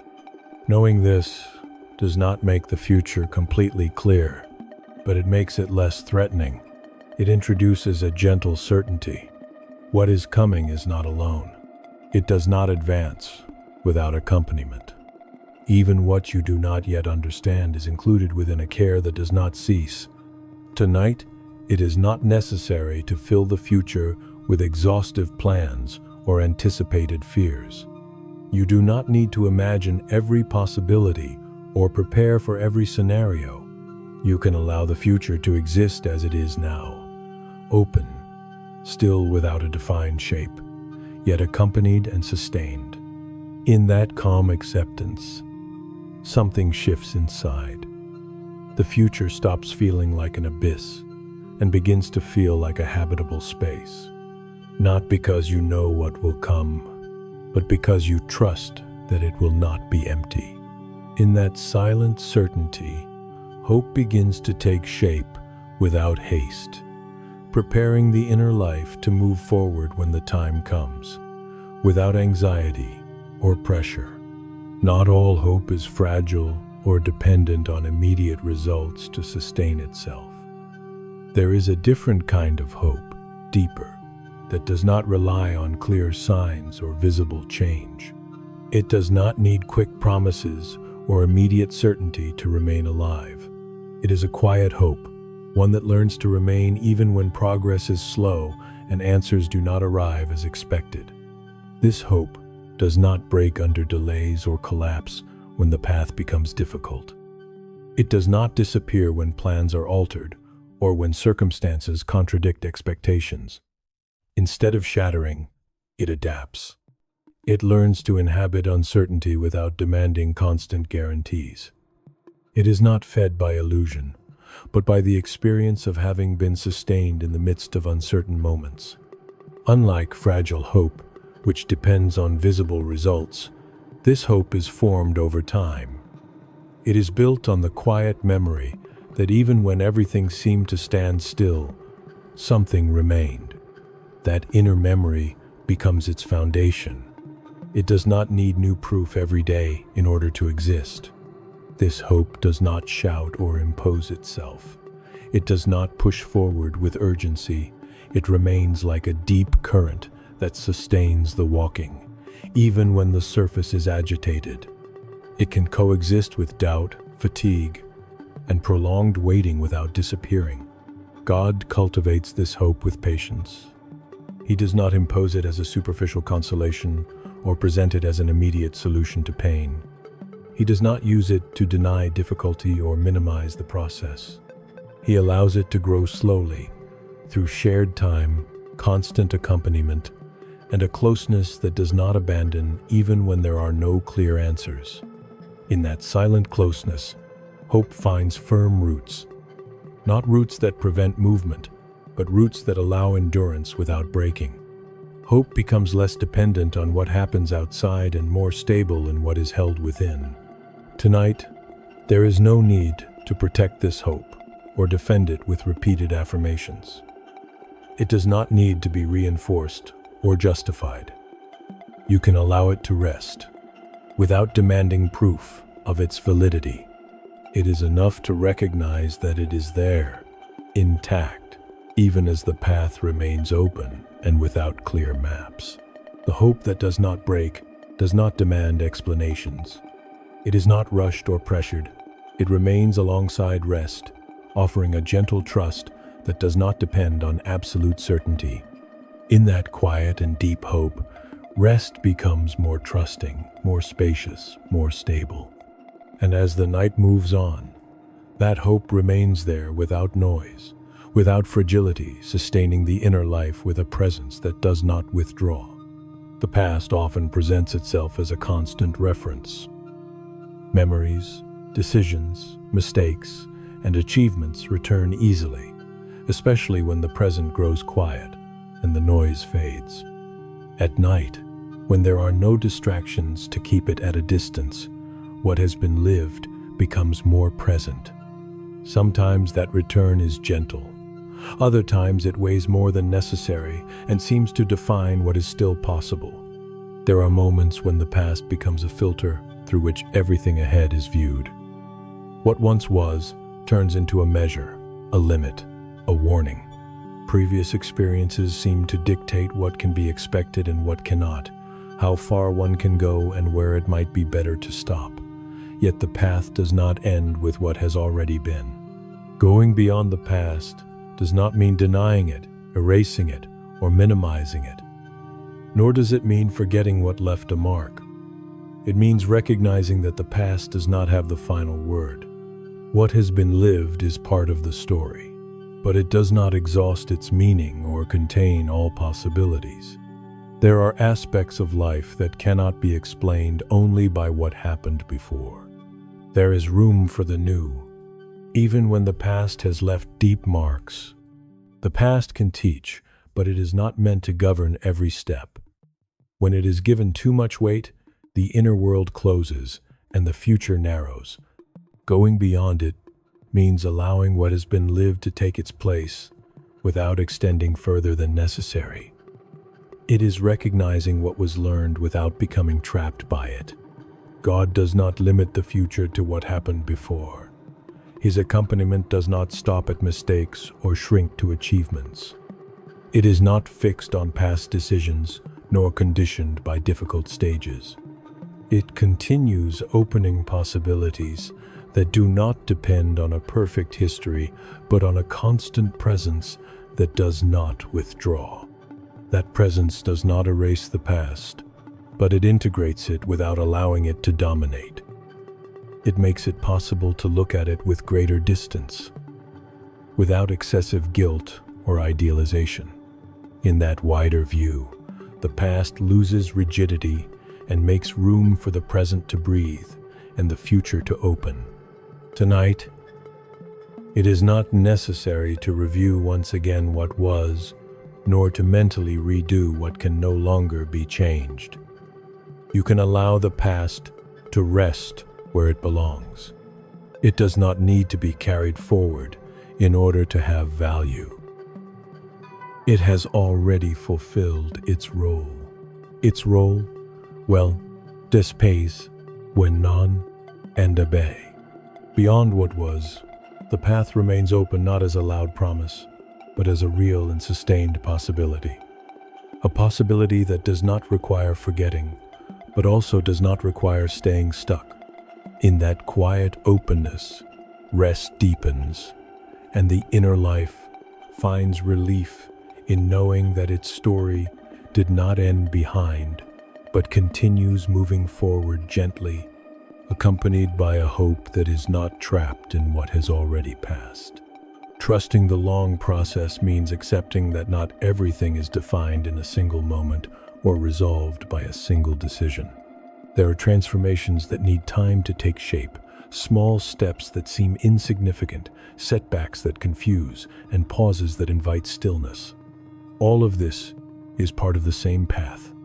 Expecting immediate results often generates frustration and exhaustion because it forces the inner life to fight against the natural rhythm of what is growing. Trusting the process, instead, allows one to breathe within the journey without forcing it. The long process is not always comfortable. It often lacks clear signs of progress. There are days when nothing seems to change, and others when it even feels like regression.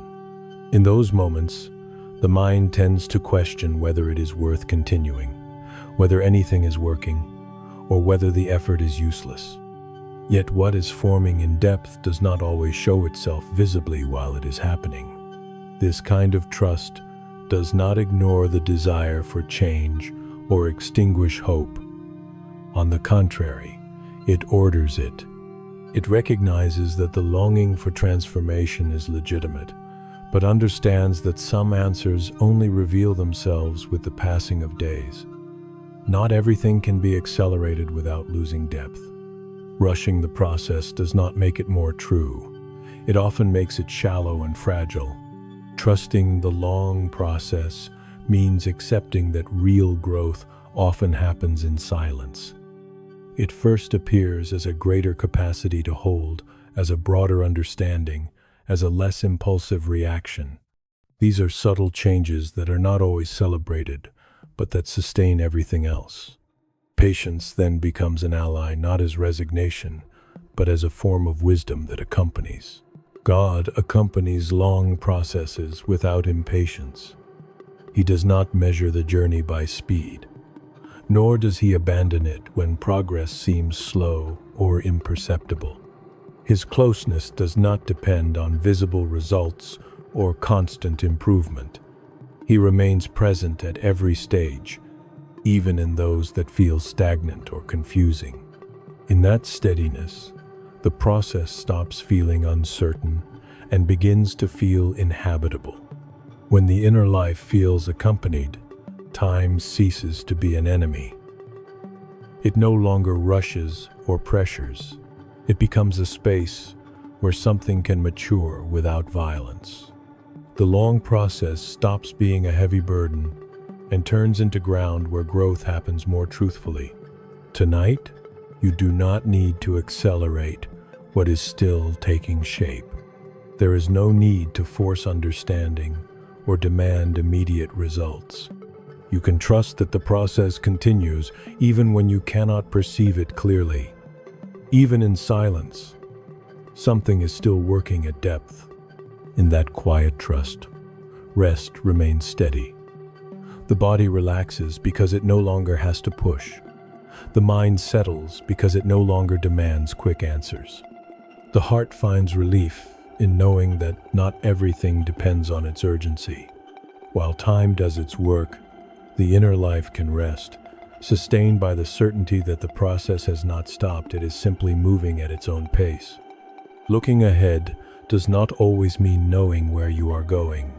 Sometimes it simply means not remaining trapped in worry. Anxiety is born when the future is imagined as a burden that must be resolved now.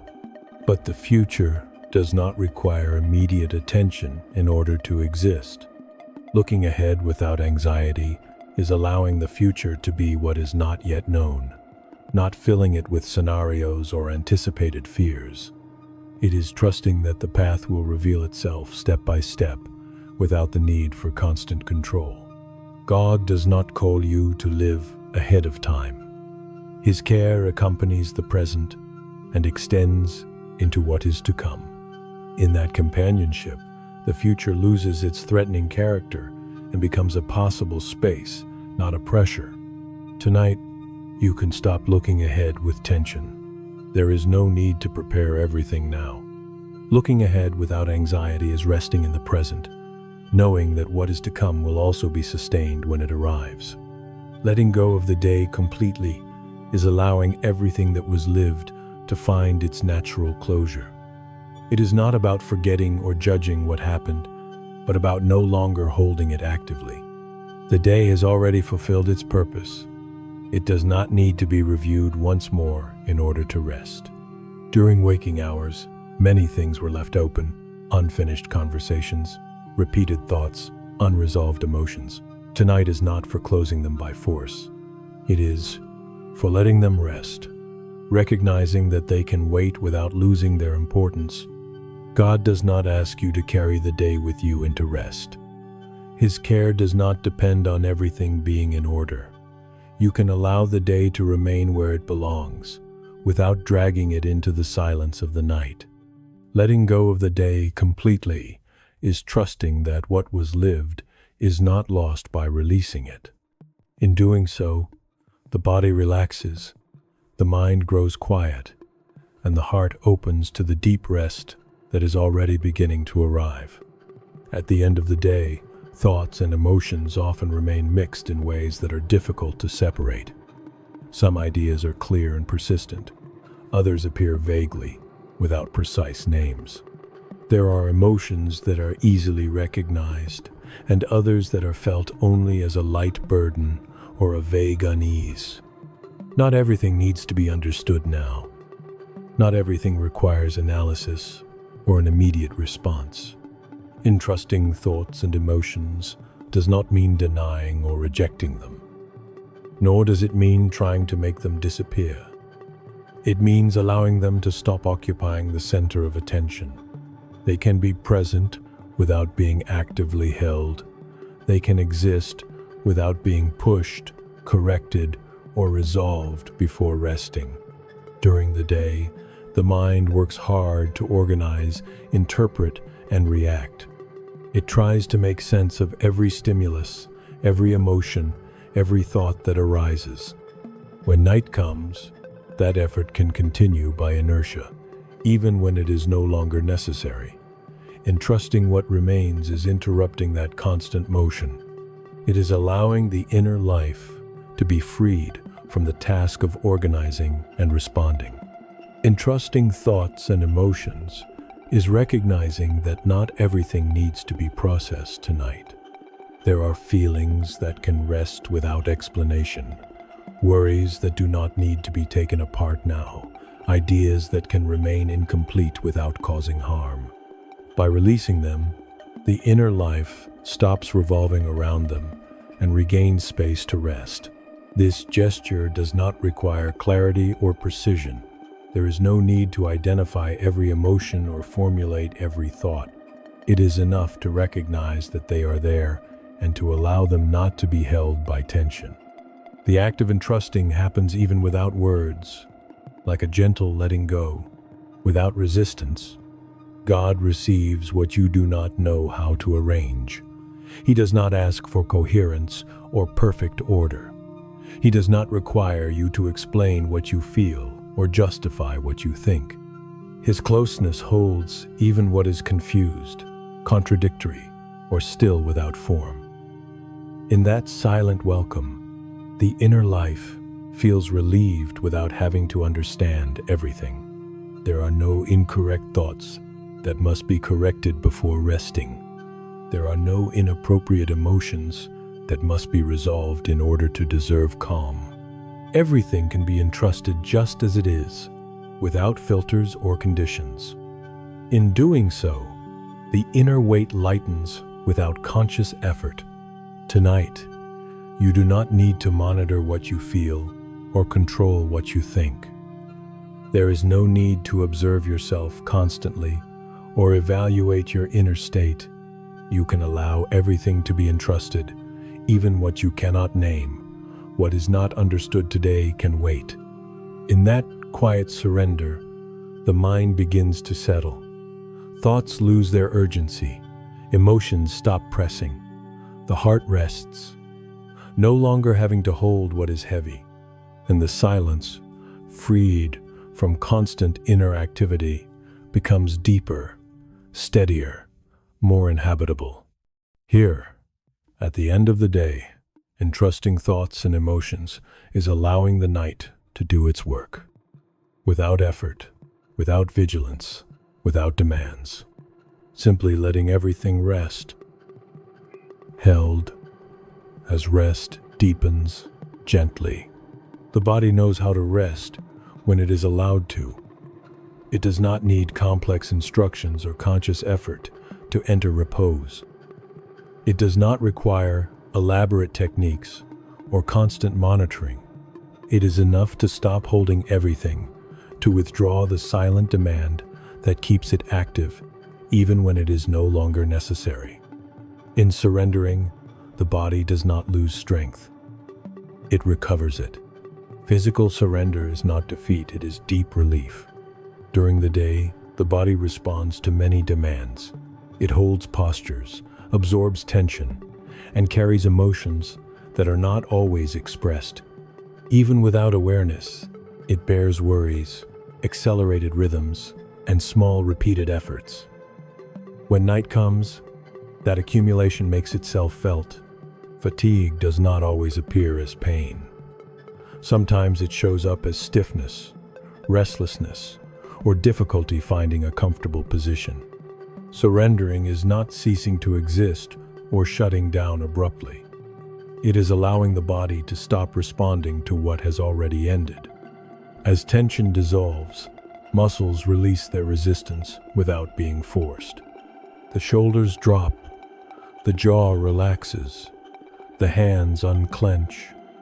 Breathing finds a deeper, steadier rhythm without needing to be directed. Each exhalation releases a little more of the accumulated weight. The weight of the body settles naturally. The surface that supports it stops feeling like a limit and becomes support. Each part recognizes that it can let go without risk, without vigilance, without needing to be ready to react.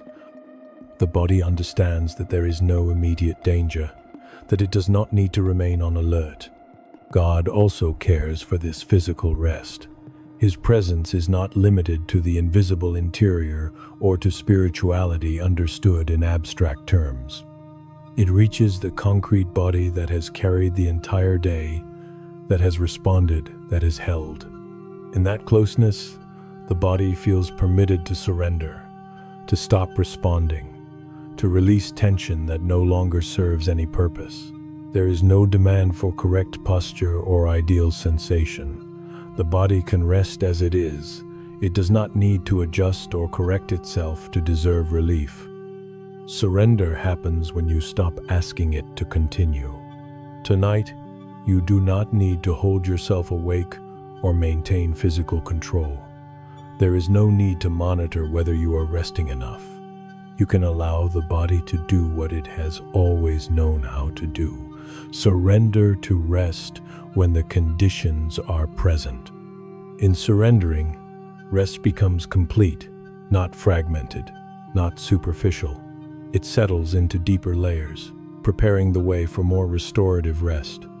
The body enters its own rhythm of recovery, without haste, without effort, sustained by a calm that does not need to be directed. Here, at this point in the night, the body can let go completely. And in that trusting surrender, rest reaches a depth that restores quietly, as the night continues to envelop everything with gentleness. When the body grows still and the mind stops insisting, the soul finds space to trust. It is not a loud trust or one affirmed with strong words. It is a silent, deep trust that does not need to prove itself. It simply rests in the certainty of being held. The soul does not trust because everything is clear, but because it no longer needs immediate clarity. Along the journey, it has learned that it does not walk alone, that even in moments of greatest uncertainty, something remained faithful. That inner memory nourishes trust without effort. God receives the soul just as it arrives at this point in the day, tired, open, without defenses. He does not demand explanations or future commitments. His closeness allows the soul to lie down without fear, without urgent questions, without expectations. Tonight, the soul can trust without words. It can lean into that constant presence and stop holding itself together. In that quiet trust, rest deepens and the night becomes fully inhabitable. Deep rest is not forced or sought with anxiety. It arrives when everything has been entrusted and there is nothing left to hold. It is not emptiness, but a calm fullness where body, mind, and soul meet in stillness.